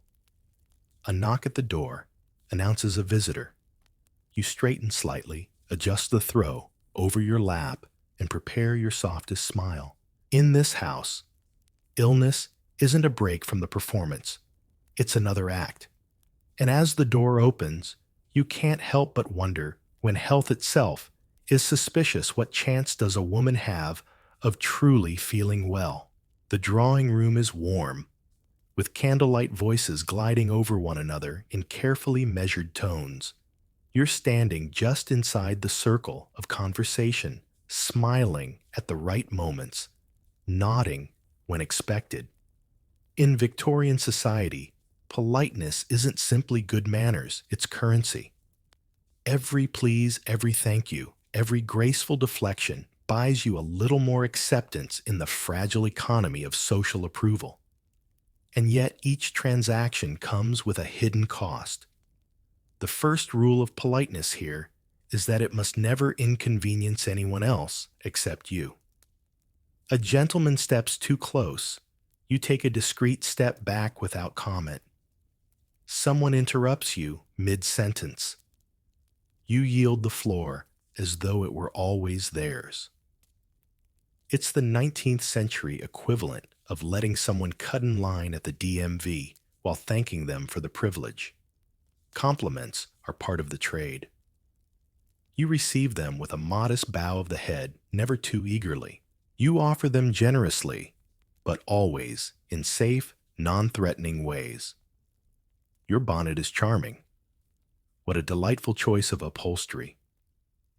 It's small talk, as performance art, the kind that avoids substance at all costs. If modern corporate emails were written in Victorian style, they'd all begin with 3 lines about the weather and end with your job offer still in limbo. The sensory feel of this politeness is as tangible as the satin gloves on your hands. Words glide smoothly off your tongue, soft and warm, designed to land without ripple. The rustle of skirts, the clink of china, the faint scent of beeswax polish all contribute to an atmosphere where nothing should jar or startle. But beneath that surface, calm is a constant unspoken calculation. How much of yourself can you give away without leaving nothing? The irony is that politeness can be as sharp as any insult if wielded correctly. A pause before a compliment, a smile that doesn't quite reach the eyes. A how interesting, that really means I'd rather be anywhere else. These are the polite daggers of Victorian conversation. It's like receiving a holiday fruitcake, technically a gift, but with a weight and density that suggests you've been punished. Men play this game too, but for them, politeness is optional flair. For women, it's a full-time requirement. A man may get away with bluntness if he's important enough. A woman risks being labeled difficult for the same. It's the conversational equivalent of dress codes that suggest high heels. They're not mandatory, but everyone knows they might as well be. Some historians think this hyper-politeness was about social stability. Others argue it was another leash disguised as a ribbon. Either way, it kept women in roles where directness was dangerous. A woman could spend an entire evening politely agreeing to things she had no intention of doing, only to realize she'd been maneuvered into them anyway. What makes it exhausting is the constant need to edit yourself. You consider the weight of every word before speaking it, the angle of every smile before showing it. A slip in tone could undo weeks of careful image building. Imagine attending a wedding where every conversation is being live streamed to your boss, your parents, and your worst enemy, That's the Victorian parlor every night. You also notice how politeness can become a trap of gratitude. When someone treats you decently, offers you a chair, includes you in conversation, you're expected to respond as though they've bestowed a rare honor, even if it's the bare minimum of courtesy. It's a bit like being thrilled when a customer service rep resolves a problem they caused in the first place, and yet refusing to play the game carries its own penalty. A woman who is too direct might find her invitations drying up, her dance cards mysteriously empty. She might be whispered about as having no charm, a fatal diagnosis in the social world. So you keep smiling, keep thanking, keep offering little gifts of praise even when they feel like coins slipping from your own pocket. As the evening winds down, you've been polite to everyone, from the host to the man who nearly knocked over your glass and didn't apologize. You've kept your tone level, your expression pleasant, your comments neutral. You've done everything right, and yet you feel drained, as if you've been translating yourself into a language that doesn't quite have the words you need. The candles burn lower, and you catch your reflection in the darkened window. You look perfectly composed, every hair in place, every pleat smooth. But the question drifts in uninvited. If you spend your life being agreeable, at what point do you forget what you actually agree with? You sit at a small writing desk in the morning room, a pen poised over yet another copy of an etiquette exercise. The handwriting must be elegant, the phrasing exact, the sentiment polite, without a hint of opinion too sharp for the page. This is your lesson for the day. Not history, not mathematics, not science. In Victorian society, a young woman's education is measured less by what she knows than by how well she behaves. The curriculum is unspoken, but universally understood. You will learn how to enter a room without drawing too much attention, how to accept a compliment as if it were both expected and surprising, how to serve tea without spilling a drop. It's the 19th century equivalent of teaching someone to code by only showing them how to name files. Neatly, lots of order, not much substance. Formal schooling for girls varies widely, but the pattern is familiar. Music lessons to entertain guests, French to sprinkle into conversation, needlework to prove your patience. These are accomplishments, the polite way of saying skills that won't threaten anyone's authority. You're trained to embroider a cushion more beautifully than you can read a map. If modern job training worked this way, it would prepare you to make excellent coffee, but never teach you how to run the cafe. The sensory backdrop of this education is genteel and repetitive. The faint scent of pressed linen from your gown, the scratch of the pen on thick stationery, the distant sound of scales being played again by a sister in the next room. Sunlight filters through lace curtains, patterning your desk in delicate shadows, as if even the light is practicing its manners. You quickly learn that the real test isn't in the lessons, but in the application. Every social call becomes an exam. Do you know when to rise? How to greet an older woman versus a man of rank? Can you discuss a novel without revealing you've read something scandalous? It's like living in a reality show where you're scored on poise week after week, except the judges never tell you your score. For subjects beyond the polite and decorative, you're on your own. Mathematics is kept basic science, reduced to household applications, history filtered through the lens of patriotism and propriety. Curiosity must be disguised as conversation questions wrapped in compliments so they won't sound challenging. If modern students were taught this way, every question in class would start with, "Forgive me if I'm mistaken." But might it be? Some historians argue this was simply the norm for the time. Others see it as a deliberate narrowing of women's horizons. By limiting education to the ornamental society ensured that women remained dependent not just financially, but intellectually. The skill of thinking independently was never entirely forbidden, but it was treated like a dangerous hobby fine, in moderation, suspect if taken too far. You begin to notice how the lessons shape not only your knowledge, but your instincts. Before you speak, you pause to consider not what's true, but what's safe. Before you act, you think of how it will appear, not whether it is right. The etiquette becomes second nature, so ingrained that breaking it feels unnatural. It's like driving in a country where you must stay under 20 miles an hour. Even when the road is clear, you hesitate to press the pedal.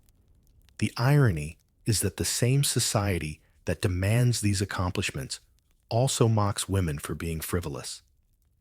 You're expected to master the art of arranging flowers, but endure jokes about having no real skills.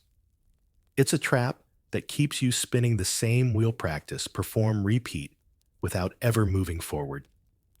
Some women find loopholes. A French lesson turns into a window for reading foreign newspapers. A music tutor shares bits of political gossip between scales. Knowledge seeps in through the cracks, but it's never officially acknowledged. You're meant to know enough to converse, but not enough to argue. This morning, as you practice another graceful signature, the ink flowing, just so you realize you could write it perfectly in your sleep. And maybe that's the point. Education here isn't about opening your mind, but about making sure your hands know the steps without thinking. You pause pen, hovering over the paper, and wonder if the only lessons you're given are how to behave when will anyone ask what you think.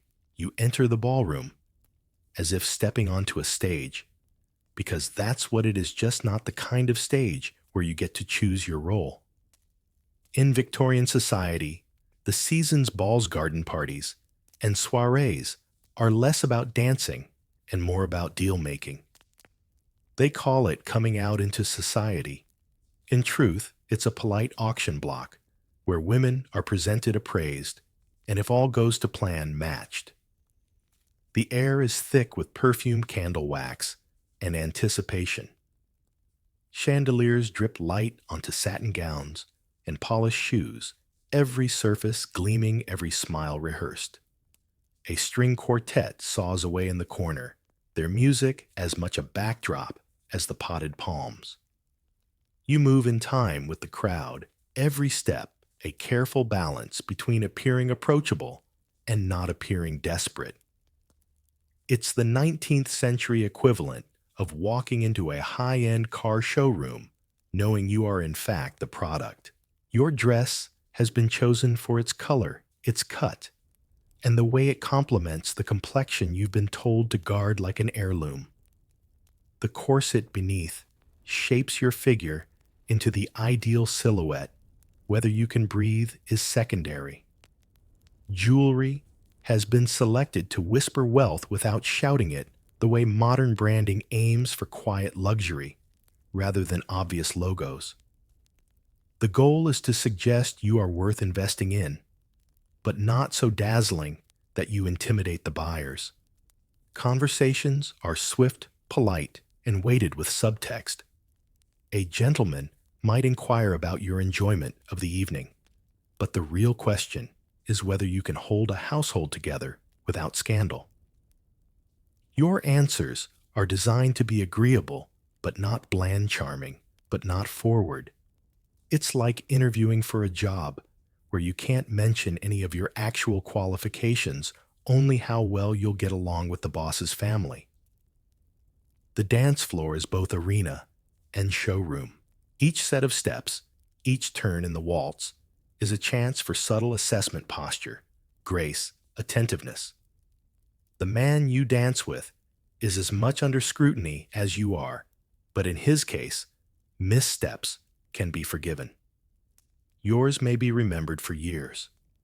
One slip on the polished floor, and you risk being labeled clumsy, a word that in this market can lower your value faster than gossip about your dowry. The sensory details sharpen with the stakes.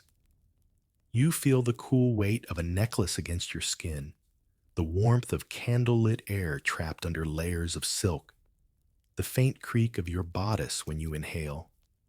Music swells, then softens. Voices overlap in careful politeness, and somewhere behind it, all the quiet mental arithmetic of social positioning clicks on like a clockwork machine. For some families, the goal is explicit: secure a match with wealth or title, ideally both. For others, it's about stability, aligning with a family whose reputation can't be shaken by the smallest scandal. Either way, the stakes are generational. One good match can lift a family. One poor choice can sink it. It's marriage as a merger, not a romance. If modern dating apps had this much pressure, every profile would come with a financial statement and a list of acceptable dinner topics.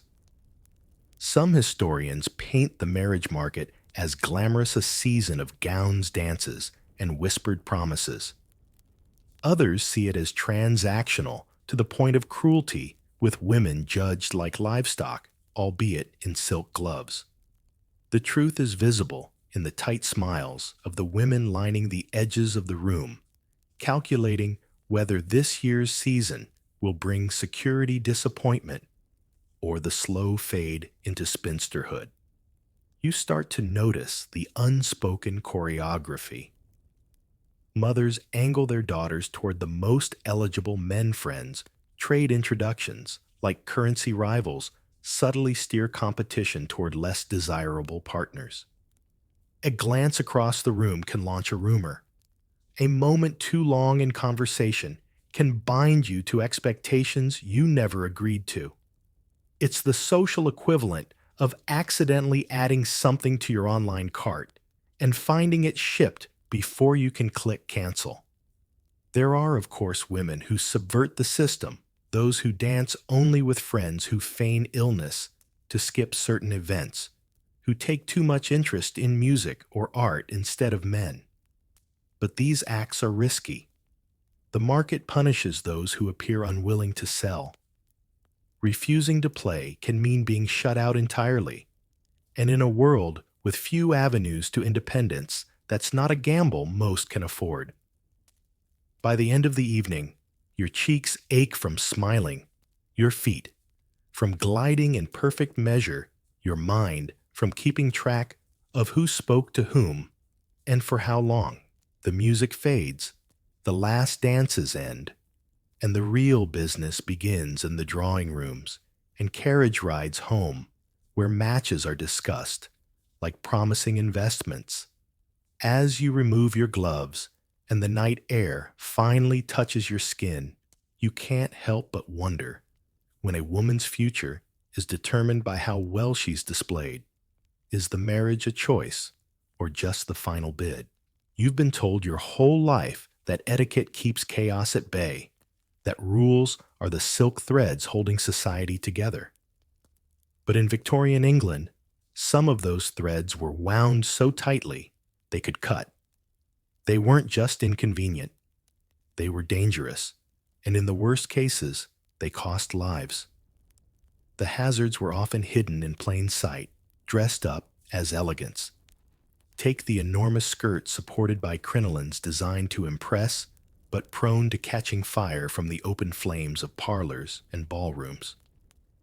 Newspapers of the day carried tragic reports of women whose gowns ignited in seconds, giving them little chance to escape. You imagine the crackle of fabric, the rush of heat, the split second between a polite conversation and a panic no one wants to acknowledge. It's the 19th century equivalent of wearing a designer dress that doubles as a fire hazard label. Corsets, too, had their toll. Beyond the breathlessness and fainting, there were cases of crushed ribs, displaced organs, and long-term health problems. Yet loosening your laces too much risked whispers about lacking discipline. Choosing comfort could mean choosing social exile. It's like modern high heels taken to an extreme. People may admit they hurt, but woe to the woman who abandons them in public. Even something as seemingly harmless as gloves could become a problem. Tight kid, leather restricted circulation, especially in cold weather, leading to numb fingers and frostbite. But bare hands. Unthinkable. Your dignity was to be kept warmer than your skin. It's the kind of logic that would tell you to wear sunglasses indoors, to look proper, even if you trip over the furniture. There were travel rules, too, insisting that respectable women ride in enclosed carriages, rather than on more open, safer public conveyances. In the age before seat belts, these delicate carriages could overturn easily on muddy roads, trapping passengers inside. The ideal of protection sometimes created the exact danger it claimed to prevent. If modern commuting followed the same logic, you'd be told to avoid the bus for propriety's sake, only to be driven in a car with no brakes.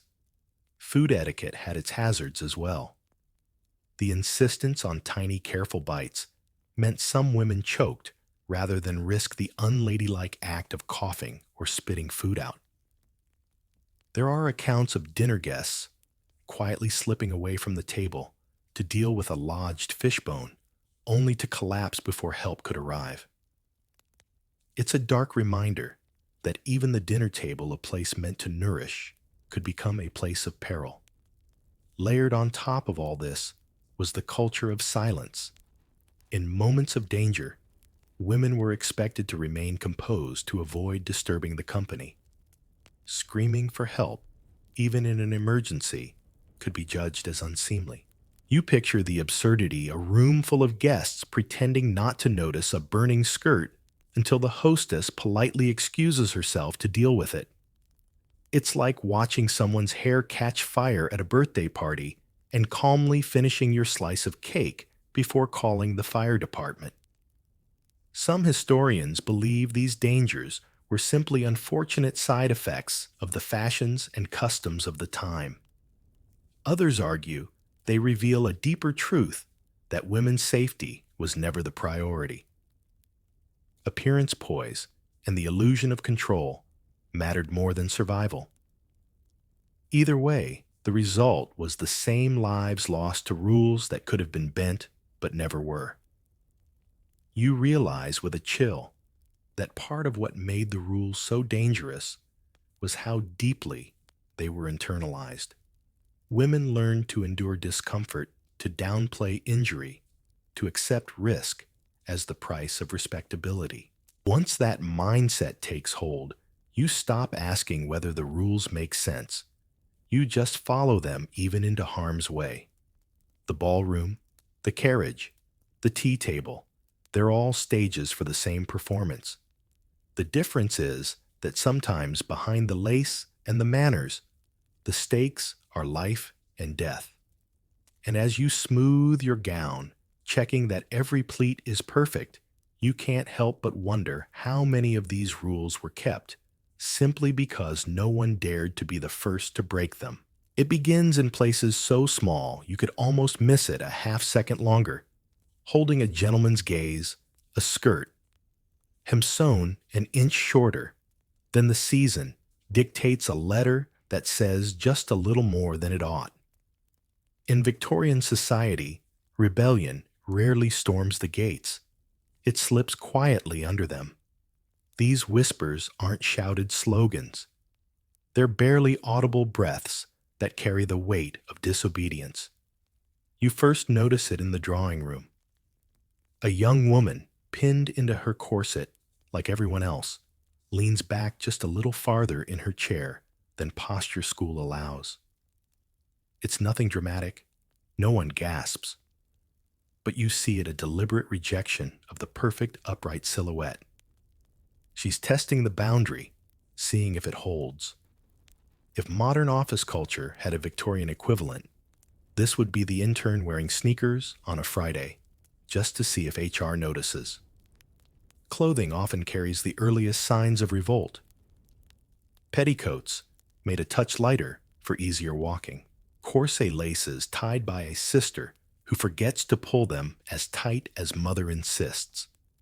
Skirts shortened just enough to avoid tripping, defended as practical when questioned. These are changes small enough to pass without scandal, but significant enough to make the day more bearable. It's rebellion disguised as tailoring. There's rebellion in conversation, too. A harmless seeming remark about a book that is, in truth, a political satire. A question posed to a man about his opinion, only to counter it gently but unmistakably with your own. The room doesn't always notice, but the right listener does. It's like slipping a joke into a boardroom presentation. That only one colleague understands it changes the whole meeting for those in on it. Even walking can be subversive. Choosing a route that passes the bookshop instead of the milliner. Pausing to greet a friend without a chaperone standing directly between you. Agreeing to a promenade in the park, but taking the path that curves just out of view from the main walk. These aren't the bold escapes of novels, they're reality's slower, quieter exits from control. Some women use art as their battleground. A piano recital that features a composer her teacher disapproves of. A watercolor of a street scene instead of a still life of flowers. A poem tucked into a personal letter, written in a voice far too direct for public reading. The audience might miss the point, but the artist knows. It's the 19th century equivalent of leaving a hidden track on an album, small private a gift for those who search. Historians debate how widespread these small rebellions really were. Some believe they were rare sparks quickly extinguished. Others argue they were constant flickering all over society in ways too small to record. The truth is, probably somewhere in between, not enough to start a fire, but enough to make the darkness less absolute. The risk was always present. A misstep could mean damaged reputation, strained family relations, or the loss of a potential marriage. But women weighed the cost against the quiet daily erosion of selfhood. A single unapproved laugh, a skipped luncheon, an accidental meeting at the lending library. Sometimes the risk was worth it, simply to feel alive. There's a certain thrill in knowing these acts exist only for those who notice. A friend glances at you over the tea table, both of you hiding smiles, because you know the hostess's new French china isn't French at all. You cross the street to avoid a tiresome suitor and feel a rush of satisfaction, small but real. It's rebellion measured in heartbeats, not headlines. And sometimes the smallest acts ripple outward. A younger sister sees you choose a lighter skirt and does the same. A friend hears you speak your mind at a dinner party and tries it herself. Quiet disobedience passed hand to hand like a contraband letter can spread faster than the etiquette manuals can keep up. You start to realize that rebellion in this world isn't about overthrowing the rules overnight. It's about teaching yourself that they can be bent. And once you know that you can't unknow it, as you leave the evening's gathering, the night air cool on your cheeks, you think of all the tiny acts that went unseen tonight, all the quiet resistances folded into the fabric of the evening. And you can't help but wonder if enough whispers fill a room, at what point do they become the roar that no one can ignore? It doesn't happen with a crash or a grand announcement. The Victorian etiquette system, so rigid for decades, begins to fray at the edges, the way silk wears thin quietly and visibly, until one day you can see daylight through it. The change is slow enough that no single hostess can point to the exact moment it began, but fast enough that even the most stubborn traditionalists feel a shift in the air. At first, it's just timing. Women start arriving at events a little later than custom dictates, claiming traffic or weather, but really asserting the smallest sliver of autonomy. A ball gown's neckline dips an unmeasured fraction lower than the etiquette books recommend, and no one faints. Conversations at the tea table wander into politics without someone rushing to change the subject. It's the 19th century equivalent of loosening a tie halfway through a formal dinner. You haven't broken the dress code, but everyone knows something's different. The sensory markers of this shift are subtle but telling. A room that once held only whispers now carries bursts of genuine laughter, unpruned and unplanned.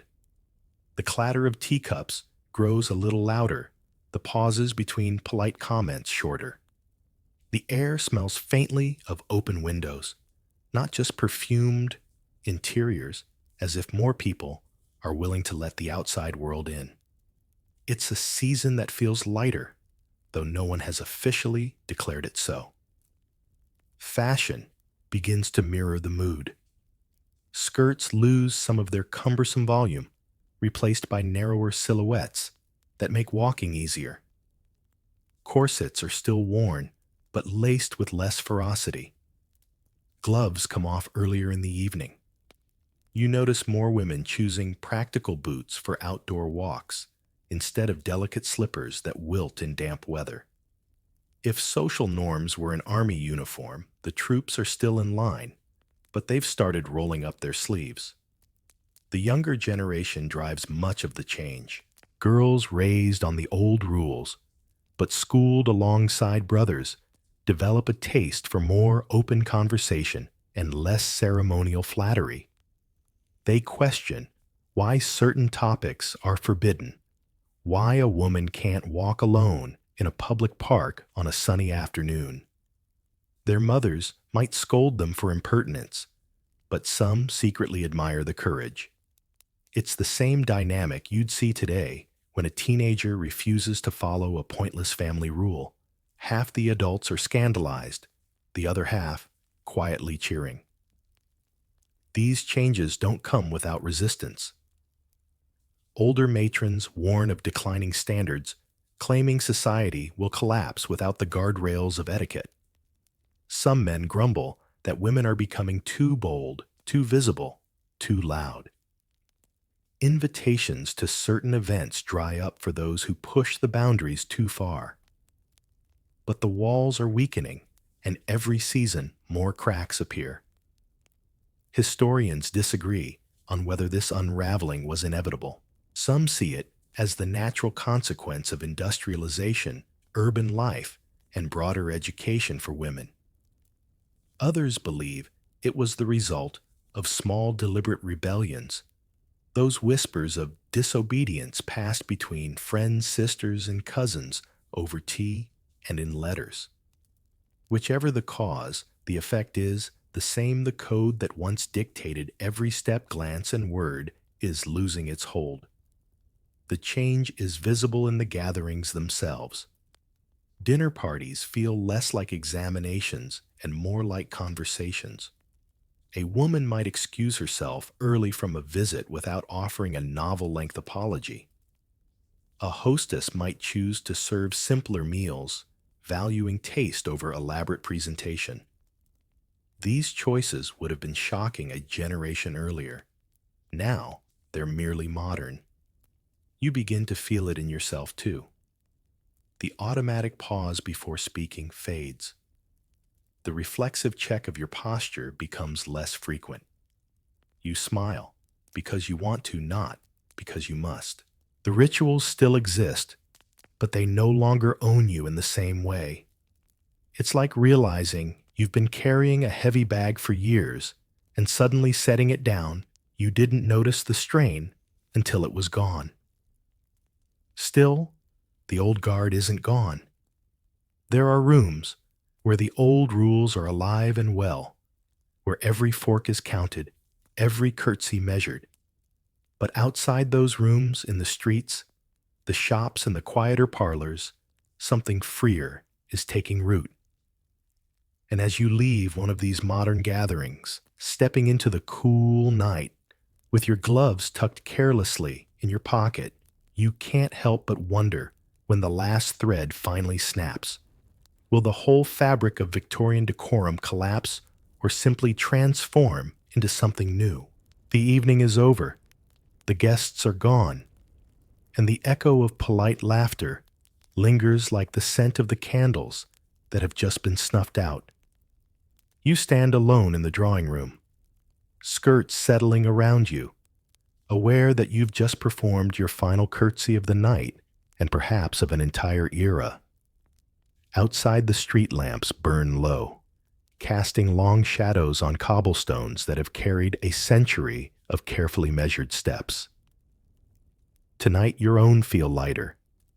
There's a peculiar stillness after such an evening, a kind that's different from the usual Victorian hush. It's not the silence of rules holding everything in place. It's the silence of something loosening. You can feel it in the way you exhale, without checking your posture, in the way your fingers uncurl from the gloves you didn't bother to wear all the way through supper. It's the same sensation as untying a ribbon that's been around your neck for so long you forgot it was there. Equal parts relief and disbelief. The sensory details of the room tell their own story. The air is cooler now, free from the press of bodies and perfume. The polished floor reflects only the faintest glimmer from the hallway gaslight.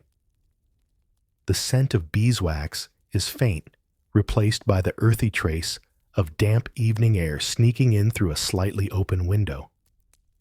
Even the furniture seems to have relaxed the stiff-backed chairs leaning into their shadows. You think back on the years of curtsies, each one a small boo to the invisible contract between you and society. You will play the part, and in return, you will be allowed to exist within its boundaries.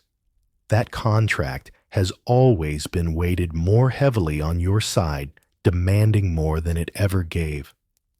Tonight, you're not sure you've renewed it. It's the 19th century equivalent of realizing you didn't sign the new lease and wondering if you might just move somewhere else entirely.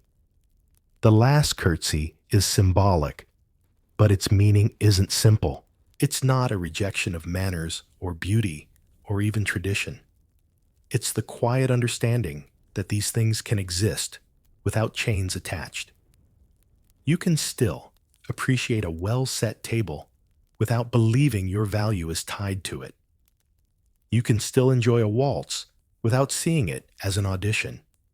You can still be gracious without being silent.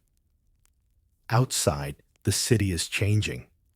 The streets carry the rattle of carriages and the first low hum of machinery that will reshape the century. Women are beginning to work in offices, to write under their own names, to walk through parks without an escort. The changes are small now, but they are as steady as the ticking of the clock on the mantle. Some historians will later call this a gradual evolution. Others will insist it was a revolution in slow motion. You realize you are part of it, even if your steps feel modest. You've learned to bend the rules, to leave a gathering early without an excuse, to let your laughter run a little longer than custom allows. You've seen how the fabric frays when enough women decide not to mend it. The curtsy is no longer a reflex, it's a choice. And choices once reclaimed have a way of multiplying. The night air outside is cool against your face as you step beyond the doorway. There's no chaperone at your elbow, no hostess to guide you, no expectation that you will walk the long way, simply to be seen. The street is yours to cross as you wish. Each step feels both ordinary and entirely new, like walking into a photograph and finding it still moving. In the years to come, there will be other rules, other performances, other systems to navigate. The end of Victorian etiquette will not mean the end of control. But tonight, you carry something forward, a memory of what it feels like to move without waiting for permission. You pause at the corner, look back once at the house with its darkened windows, and turn away without curtsying to the door. The final bow has been given, and it belongs to no one but you. And as you walk into the dim-lit street, the question rises without bitterness, without fear, only with curiosity. If this is what the world feels like after the last curtsy, what might it feel like after the first real step?